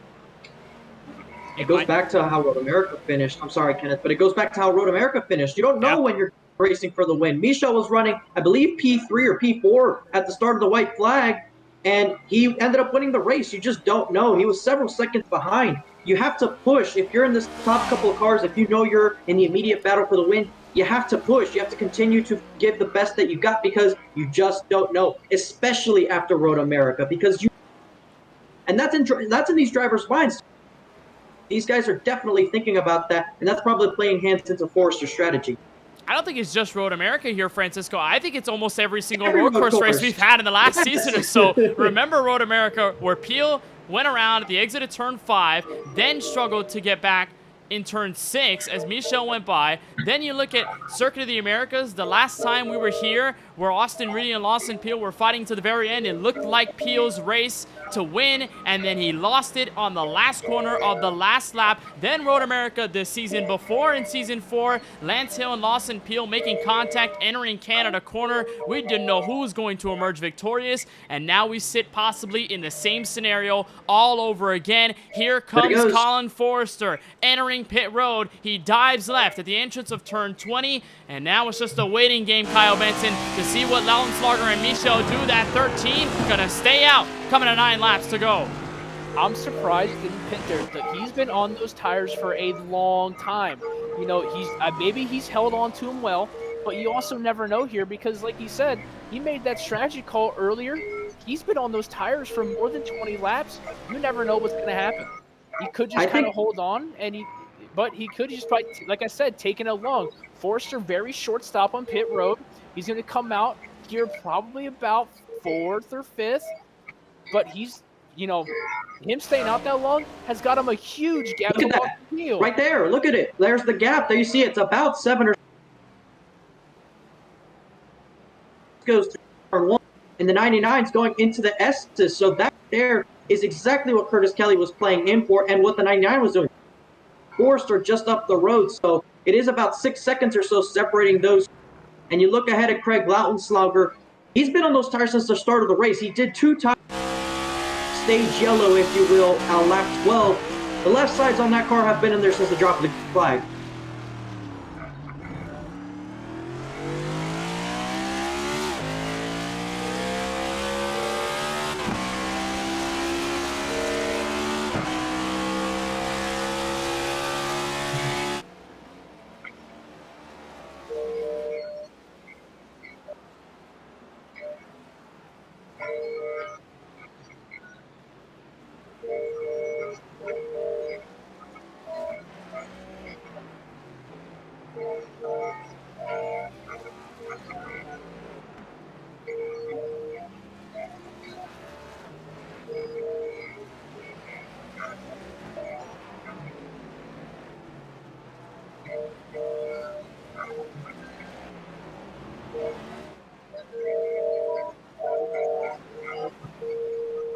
Yeah, it's going to be hard now. This is where the crunch time comes out. This is where they say the money stop happens. Any time you gain here is great. If you lose any time, you're in a deep hole, especially with this amount of time, you're pretty much stuck there. It looks like, yeah, he's going to stay out another lap, it seems. Yeah, maybe they got enough fuel saved. You never know here. Maybe they've been saving fuel for the last few laps. Craig Lonslider's hit a 2:16. Daniel Michel hit about a, let me check here, a 2:15.5. So Michel is about 7/10 quicker, but Craig is still holding out. Maybe he's just saving a little bit of fuel here. I don't think the fuel's the strategy. Fuel, I think the window's about 16, 17 laps. It was about 20 laps to go on the restart. It'd be amazing to save 3. I think they're just trying to wait until the very end to pit. I'm not sure what they're picturing by doing that strategy. Maybe they, but I think considering they've gone about 15 laps and since they actually came physically onto pit road and are going to have to pit in the next 2 or 3 laps here, so they, or he's the first that for sure can make it to the end of the race, and he's just a bit behind the duo that's leading the race right now, and he has about 5 seconds or so. He's inching away, but Kenneth, as we approach 7 laps to go, at some point you have to do a little bit more than inching if he wants to close that big of a gap.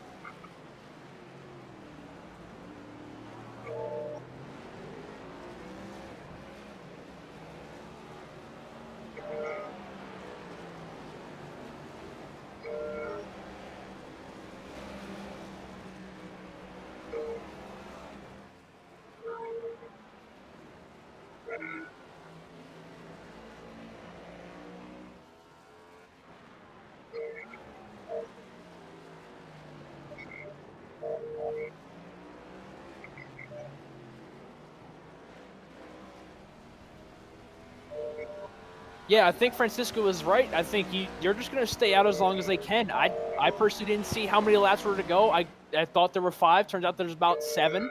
So, like Francisco said, they're going to try to stay out as long as they can to the very last moment to have the better tires in the late run. Like you said, once these tires and everything starts going away, the car's going to get a little bit more darty because of the less fuel in the rear end. Because of how long the wheelbase is, but there's not a lot of stuff in the rear end to hold the rear end of the car down. So when the less fuel means kind of you're faster in a way. Physics teaching by the commentators at MaxSpeedTV. Yeah, I know. Man, I didn't think I was doing physics, but you never know. Welcome to 4-Wide, everybody. We have our own Sheldon. Yeah. Yeah. Yeah, Kyle Benson is our very yeah, I just gotta get a cheese grater and I can start grinding these tires down. Yeah, maybe not here. Yeah, maybe not, but maybe later seasons. Yes, yes. Yeah, there you see the 91 of Alisha. I had a struggle here today. There's Jaden Porter just behind them, but both are inside the top 10. I think when you look at the races that they have and you're able to get a top 10 finish, that's really all you could hope for as we look back to your current race leader, the 13 of Lautenslager, as he enters the final sector here. And he might come down pit road this lap or the next one. It's definitely looking more and more likely. He just does not have the fuel to go to the end. I've asked Kenneth this at every road course race, Kyle, but we go to road course races and we like to get a question of what's the kind of vibe that the drivers get? What's a road course that maybe you like or would like to see on the 4-Wide racing schedule in the seasons to come? Personally, I love Watkins Glen. It's definitely one of my favorite tracks. Road course-wise, it's just everything flows great, and it's a bit closer to me up in Watkins Glen, New York. I personally always love the track, so it's one of my favorites. Same thing with Lime Rock. I've always loved Lime Rock. I played a lot of it on Forza. and I've always had a lot of fun there. Not very good of it on iRacing, but you know, console to computer racing is a very big stepping stone. But personally, I would like to see maybe a Mid Ohio. Mid Ohio would be a lot of fun. You know, ran a few races of those back in the day, in the old 4 Wide Truck Series. Had a lot of fun with that.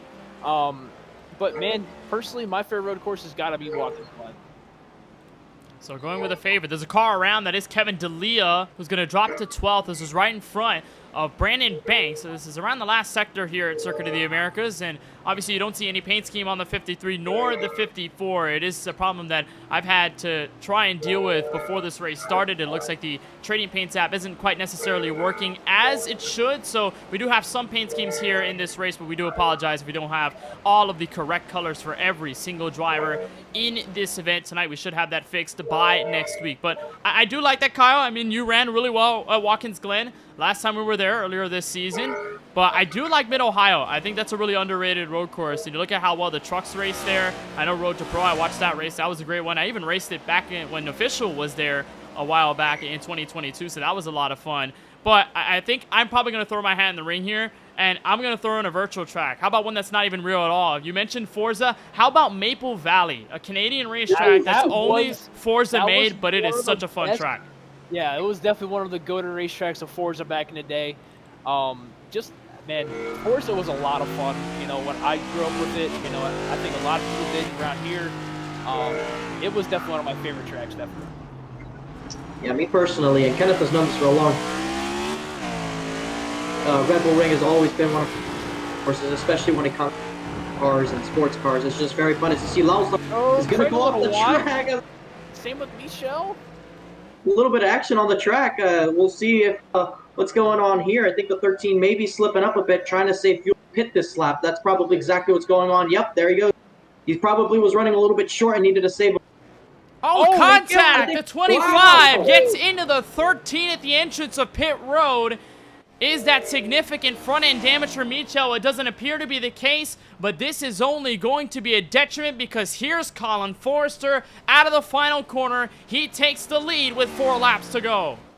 The most important thing in that picture, Kenneth, look right above. There's the 12 of Lawson Peel. He has cut that gap pretty significantly in those last couple. With 5 laps to go, that is roughly about, I would say, 15 or so miles, or really closer to 18. A lengthy bit of time to go. He can very much close this gap up and make this a battle for. He might be ahead, but just look at that 12. He's just able to gain that time in the S's so effectively. I wouldn't look now, but that 12 is starting to come as the 99 struggling a bit. And with Michel Launslager coming for pit road, they drop to 5th and 6th on the track. Michel gets a spot over the 13, but if we don't have anything dramatic happen in the last 5 or so laps, we may just be looking at a race win ripped away from both the 25 and the 13. They'll walk away with some good points, but that checkered flag, and for Michel, it would be just the 2nd win on the calendar year. For Launslager, it would be his first to lock him into the playoffs. It looks like that will not happen. And if we look at the top 3 as it stands, Forrester will be aiming for his 3rd win of the season following Daytona and Las Vegas. He'll have a trifecta. Lawson Peel looking for what would be win number 5 and his 2nd at a road course this year after winning at Texas last week and, of course, winning one of the last road course races that we've had in this season at Watkins Glen International. So there is a lot to talk about. Lawson Peel trying to close in on this gap. It's 2.3 seconds, and the last time by when they crossed the stripe, Kyle, the 12 set a 2:13 flat, Forrester at a 2:13.7. Like I said before, he was just kind of biding his time, and now he's going to start putting the heat on. The burner's on. It's starting to get hot in here. It's going to get wild in the last few laps here. How about it, Kenneth? Ever since we switched this race, of course, it has not disappointed. Today has been no exception. We've had great battles up front. The 12 is catching the 99 to put on a race for the win in the closing laps. And how about this right there? Joe Sanchez is in 4th, trying to pass what I'll say is a heroic effort for Curtis Kelly. They've been running P3 right now. He's going to have a tough time defending against that 55. And the 25 of Daniel Michaud, who's in P5 just behind that 2 in front of him. Craig Launslager not too much further back, but to kind of that contact with 25 and 13, if you recall, earlier in this green flag run, they had an in that last corner. So did any of that translate to what happened on the pit entry? Might have just been the case, or just might have been the 25 diving in deep on the brakes and not expecting the 13 to be that slow entering the pit lane commitment line. And so Michel slams into the 13. Lautenschlager, of course, is still in P6. And then you look at this three-way battle that might just brew inside the final 4 or so laps here from Austin, Texas. Joe Sanchez, Daniel Michel, and the car right in front of both of them. The number 71 of Curtis Kelly, who was just looking to hang on and keep that door shut, but it may not be shut any longer. The 55 gets a beautiful run out of this corner. They'll dive down the hill. A possible braking opportunity for the 55. Fakes out the 71. Wow. Outside move for 4th. He's going to cross it over. Looking for the crossover. Inside move. Going to have a one whale of a run down this straightaway on the turn 12. Contact! Rubbing, beating, and banging down the back straightaway. Gonna be a dead heat. Oh, Curtis is gonna cut the nose off. Gonna defend on the inside. Gonna be this really big braking zone. Really big difference in this race. This is the battle for the last step of the podium. You see him going all the way, trying to use all the racetrack. I think Kelly's gonna block. Yes, he does. Blocks the crossover attempt, but it leaves himself exposed for this corner. Sanchez is gonna dive it. They're both locking up, and look at the Michel looking. 2 double wide through this corner. It's going to be tight. They get him up here. Looking on the inside. Oh, he's there. Yeah, he's there. He's going to push him out wide a little bit. Curtis Kelly holding Sanchez is there. Your life. Sanchez on the inside again. 3 cars in contention for 3rd. Kelly with another crossover. Michel is loving the view out of his Chevrolet Camaro. They beat bang once, twice. Kelly gets turned by the 55, and Michel slides to the podium. Wow, that was tough battling. Here comes Sanchez again, turn 20. He's not done. Yet. Here comes Sanchez on the inside. He's going to make this move stick. Wow, and Lautenschlager punts his way to 5th as he gets around Kelly. The 71 will have a chance to respond inside 3 laps to go. We are seeing an absolute brawl for positions outside of your top 2, but meanwhile, it is still 7/10 of a second it's closing between Lawson Peel and Colin Forster, and another significant gain, Kyle Benson, for Peel. You ride on board with his Chevrolet Camaro. He crossed the stripe at a 2:13.1. Forster about a full second slower. If Forster holds on here, he is God himself.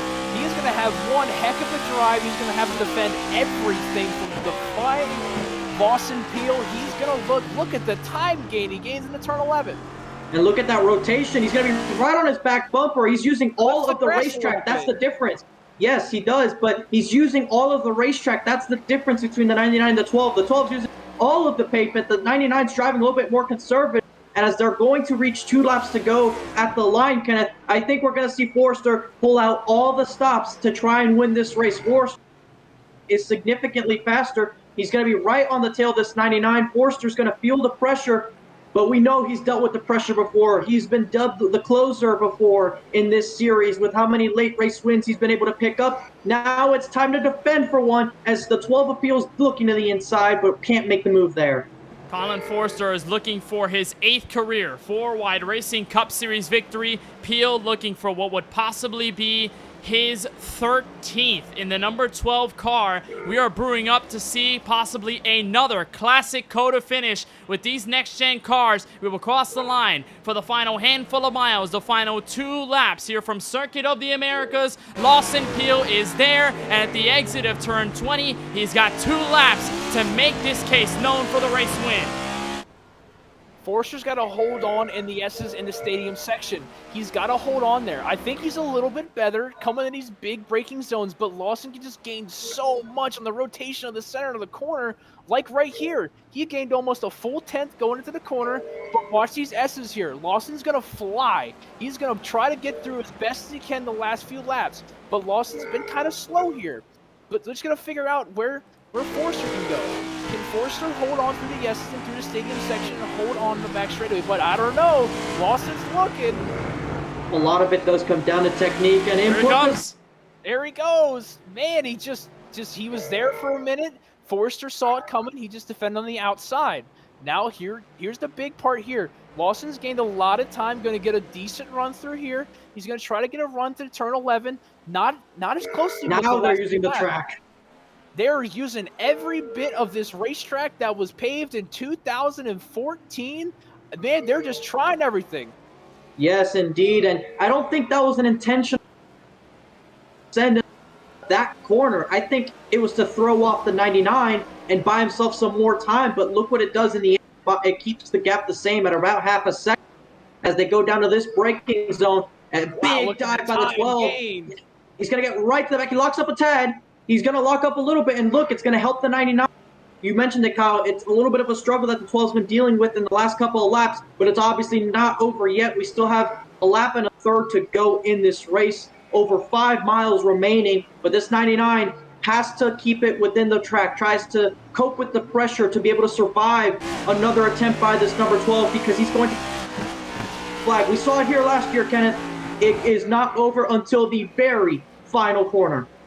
Remember the thing we talked about at the top of the show. Mistakes, mistakes, mistakes. They are crucial, and they make a difference between winning and losing. Here at a road course, we will cross the line for the final lap. Here at Circuit of the Americas, the gap settling at around 0.7 of a second around the exit of turn 20. Can Colin Forrester hold on for his 3rd win of Season 5? This is where money is made. Can Forrester hold on or can Lawson get there? This is where everything's got to go right for Forrester, but Lawson's really got to turn on here. Forrester gets a little wide coming out of turn 1. Here comes Lawson Peel in the bread and butter section of it. He's been here all night long in the S's. Let's see what happens here. Forrester gets a little bit faster than usual, but Lawson's being nice and tidy, hitting every apex. He's gaining a little bit here and there. Let's see if he gets there in turn 10, coming up through the top of the hill. And maybe he's there, maybe he's not. We're going to find out going into turn 11. The apexes were a little bit off for the 99. Close as much as he can. Forrester can't be too conservative because then that's blood into the water, and it allows the 12 to have a shot. Still not over as we go to this braking zone at the hairpin. I don't think Peel's going to make an aggressive move here. He's going to go in deep, but he's going to have this cutback angle, which should set him up for the next corner. And he's going to have a draft. There's a lap car up ahead.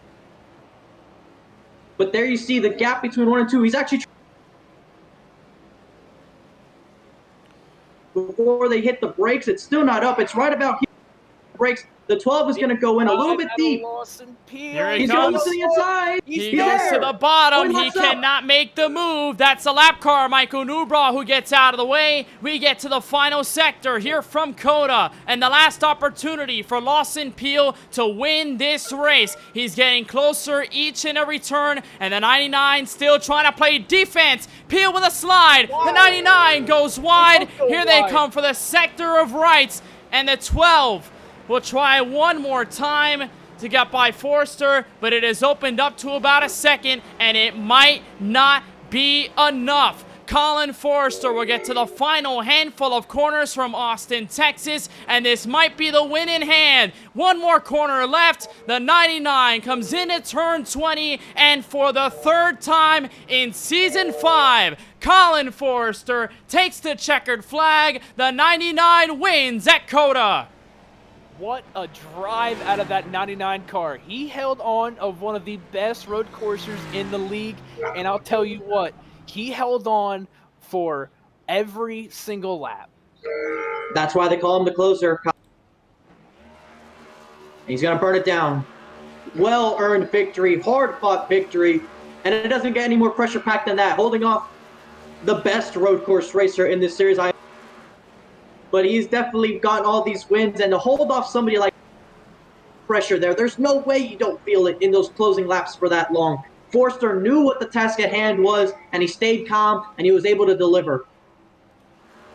And we had questioned at halfway through this race whether the call to stay out as long as he did would work out in the end, and it does. He gains all that track position. He holds on to the lead, and despite multiple laps of 100% pressure by Lawson Peel, the 99 never cracked, and Colin Forrester gets his 3rd win of the season. That was Lance Hill celebrating with him, and celebration deserved. That's a hard-fought victory. This racetrack, man, I don't blame him. I would burn the whole track down if I could.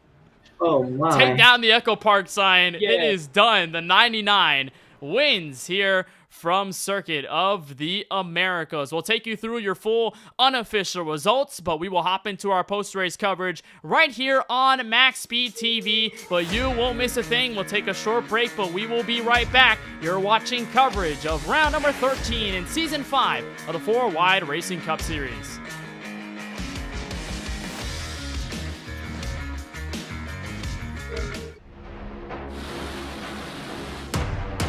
Who wins the race?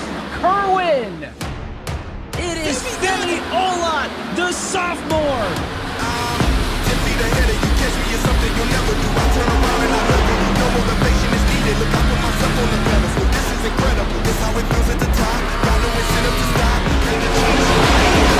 And the beat and it's right back to sleep. And I use the technique that it gives me energy. All the work and I'm on it, yeah. All of the doing is about it, yeah. And the beat and it's right back to sleep. And I use the technique that it got me, yeah. I give it all that I got.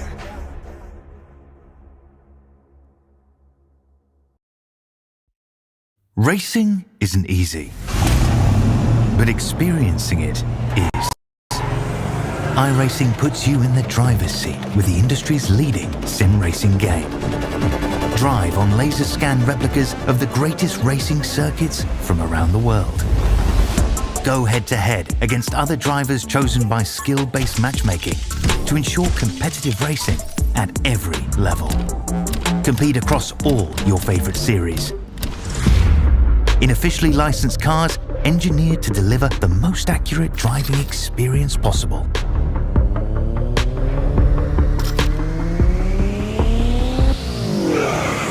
Join a race or host your own with players from across the globe. Race against the computer or in a league with friends. Feel the thrill behind the wheel. Visit iRacing.com.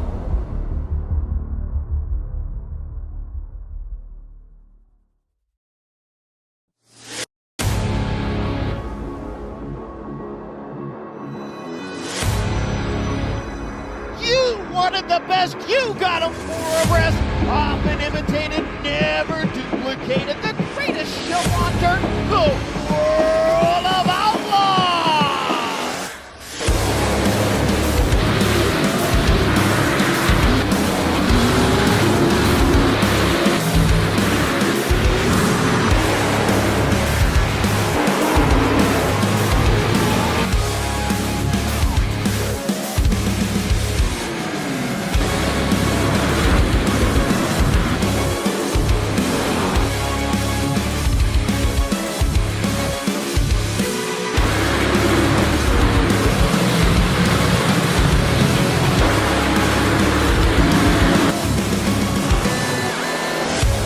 World of Outlaws Dirt Racing will be available September 27th. Pre-order your copy today.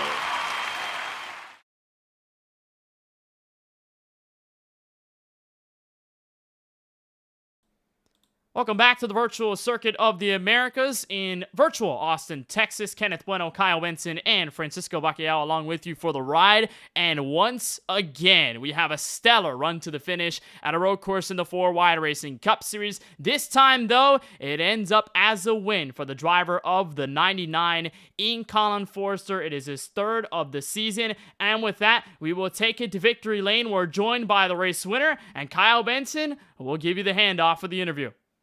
Colin, you just made yourself a 4-wide win on a road course, man. How are you feeling, man? Oh, I'm feeling great.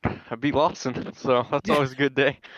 Yeah, Lawson Peel, one of the better road course drivers, and you put him to his state. Wow, I can't speak. Excuse me. Went into his stable and just kind of, was the faster car. He was trying to chase you down all race long. And how did you put yourself and how did you hold on to, knowing that is one of the better road course drivers in our series? I was definitely nervous. That was probably the hardest win I've had in this league. I was just driving it hard in. I was just testing the limits every lap. So I was just, man, that was definitely the hardest race I've ever ran in this league. I know it doesn't seem like it, but I mean, I made a lot of mistakes, little mistakes. I got to slow down earlier, and I mean, the slowdown was what let him catch me so fast, but I had a feeling he was gonna catch me, and we just battled it out. Almost killed each other a few times, but it worked out in the end, and it was a good finish.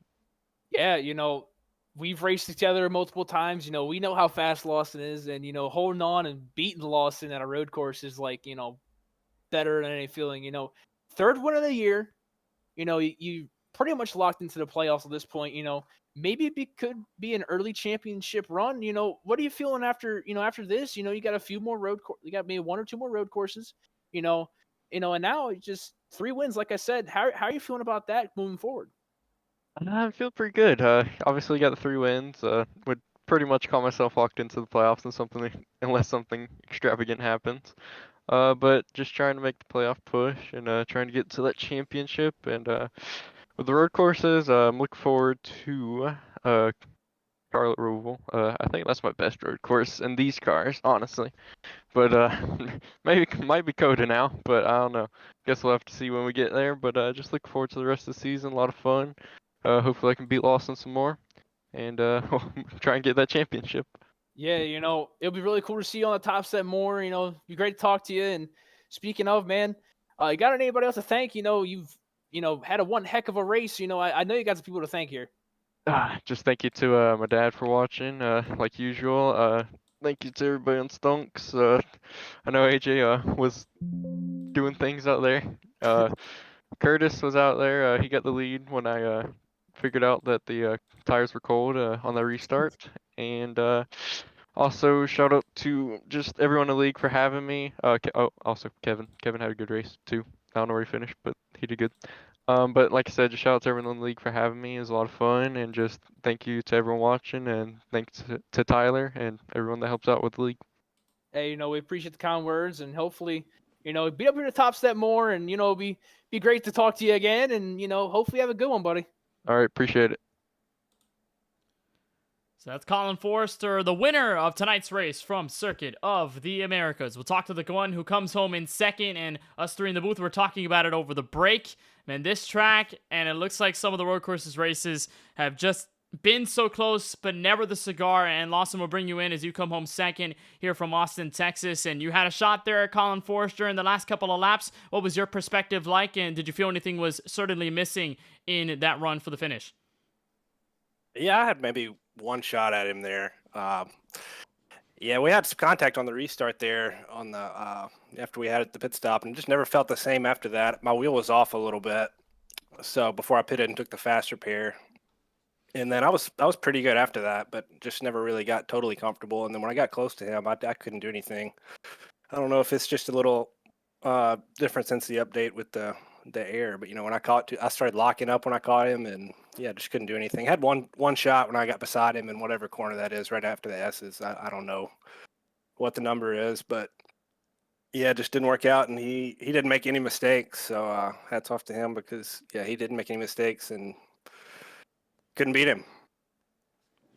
And we looked at the first roughly half or so in this race, and the competition caution came out at lap 12. You were riding in third and watching the battle between Forrester and Daniel Michel for the race lead. And it felt like you were hanging back in there and just biding your time like Kyle Benson had been harping on the whole race. Did that seem to be the motive all race long, or did something change after that competition yellow? Yeah, I was having a really good time just kind of sitting there watching them battle. They were going back and forth and side by side through the S's, and it was just fun to watch. So I just was kind of biding my time there. And then after that 12-lap run, my tires were only 96, and I was feeling really good. But like at the end of that run we just did right there, I was pushing so hard that it definitely burned them up, where I just didn't have what I needed left at the end to be able to do anything. I took tires on the green flag stop there because my wheel was off. It was like 1 or 2 o'clock to the right going straight after that damage on the restart. And so I was worried maybe I was wearing one of my front tires out with that, toe being off. So I took 4 tires again, which put me back like 7 seconds from him when he came out. So, had to just charge to eat that gap up, but then I just didn't have anything. So, oh man, that was such a fun race. Yeah, just to sit there and watch them battle that first run. And then just to have a lot of action going on there.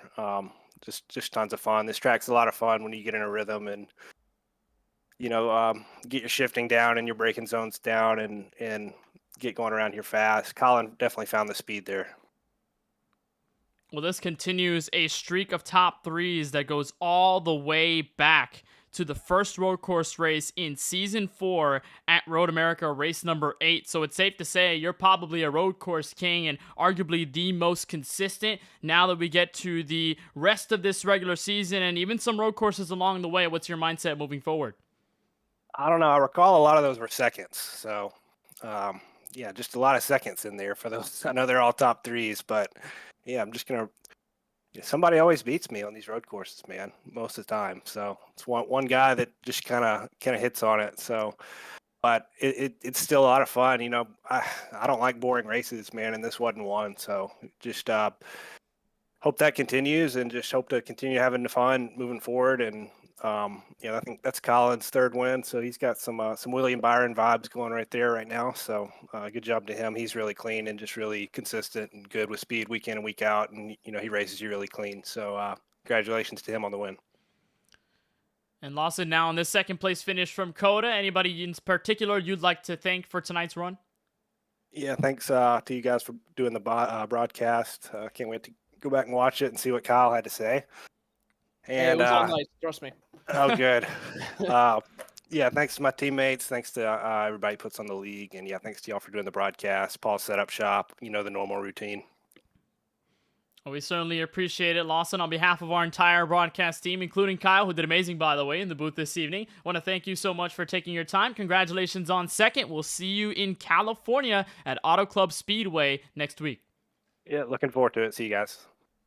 So that is the number 12 of Lawson Peel. Once again, short at a road course, but like we said, dating back to season 4, the top threes have been piling on over and over and over again. Lawson Peel looking as strong as ever as he finishes inside the podium here in this race. We'll talk to the driver who finishes in 3rd. And while we do not have his name on our lower 3rd, we do have him in the broadcast booth, and that will be the driver of the number 55, Joe Sanchez. Francisco Bacallao, you're caught up with him. Well, Joe, it was another thrill course, both on the track and in the booth. Kind of just take us through your seat through it and how you ended up P3 at the finish. It was a wild race. Apologize to anyone I made contact with. I did not intentionally touch anyone on right there. I had a really good battle there with Curtis, and I hate that we made contact there coming. I think it was to turn 19 because I think it would have been a funner battle to the finish. But happy with the P3. Started from the pits. Knew we were gonna get that halfway-ish caution, and had just had a battle through the track position. But all in all, pretty good race. I'll take a 3rd place and move on to an oval next week. Of course, this is the first race since season 2 updates, and I just kind of want to get your opinion on what are some differences you noticed in updates on road courses. One of the things I was able to notice out there was the tires did have a little bit more impact than what they used to before, but not by much, just a little bit. And the aero changes, the grip on the car feels a little bit different. What else were you able to tell? Definitely the tires wearing definitely a lot more than previous times. I definitely saw some benefit from taking tires at the stage break versus the typical we don't.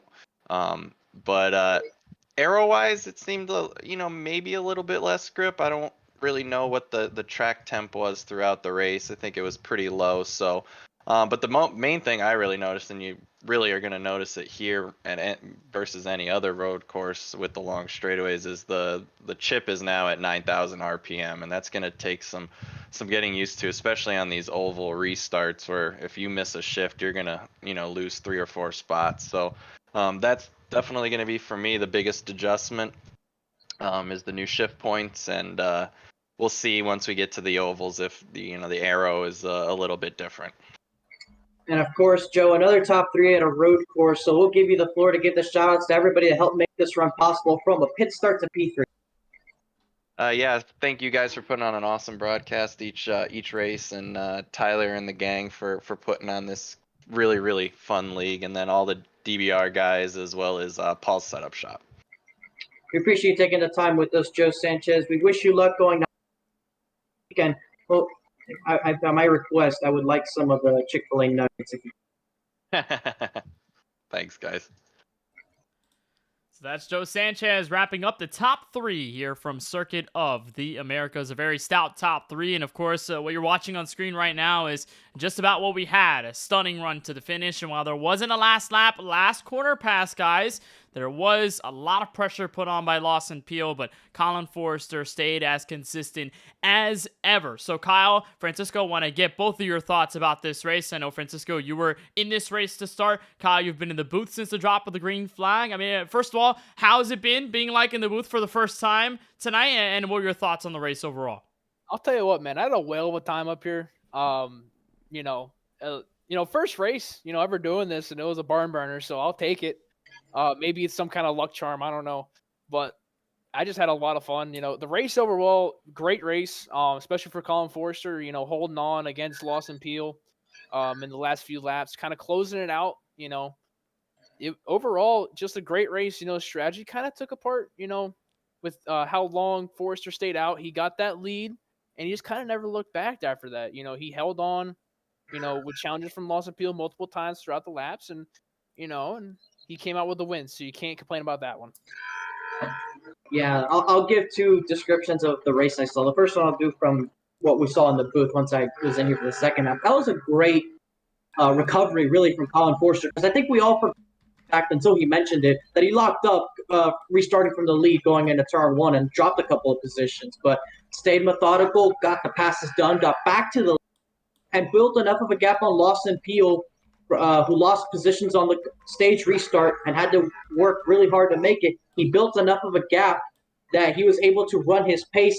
And if you think about it, it probably worked out right to the money, because on the very last lap to it. So I think the Colin Forrester worked extremely hard for this win. And, shout out to everybody else that had solid runs. Curtis Kelly was running in the top contact. Daniel Michel spun a couple times, was able to get a top 5.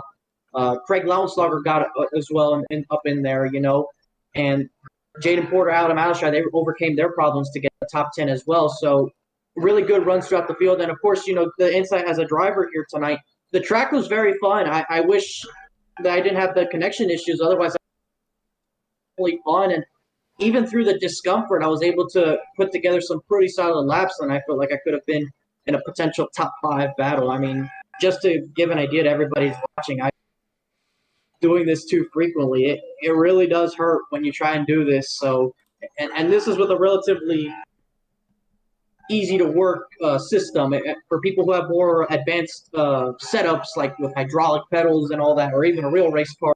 It definitely hurts a lot more. 2/3 of this broadcast is currently injured. Kyle and I have the same one before, so I'm wishing Kyle the best as we continue to move. At least while he's out, I can't wait to see what he's got to offer up here. Yeah, torn ACLs ain't fun. So I decided the best thing you do, I'm going to hop in the broadcast booth. And I'll tell you what, I had a whale of a time with you, Kenneth, and you, Francisco. I had a whale of a time overall, man. And hopefully, I can't wait for Auto Club. First oval track, going to have a lot more action, going to be a lot more fun, and can't see what happens there.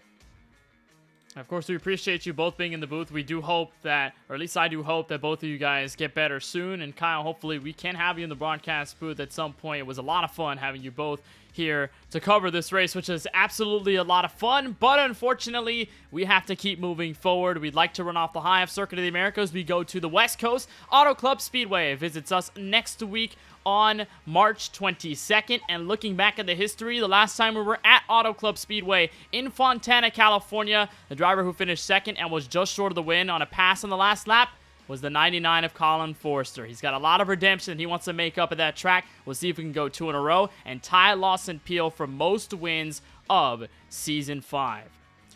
So for Tyler Murray and everyone from the admin team and race council at the 4 Wide Racing League, from all of us at MaxSpeedTV, and for my colleagues in the booth this evening, Kyle Benson and Francisco Bacallao, my name is Kenneth Bueno, saying so long from Austin, Texas. Congratulations to Colin Forrester on a hard-fought win over 35 grueling laps. We'll see you on the West Coast Auto Club Speedway 1 week from tonight.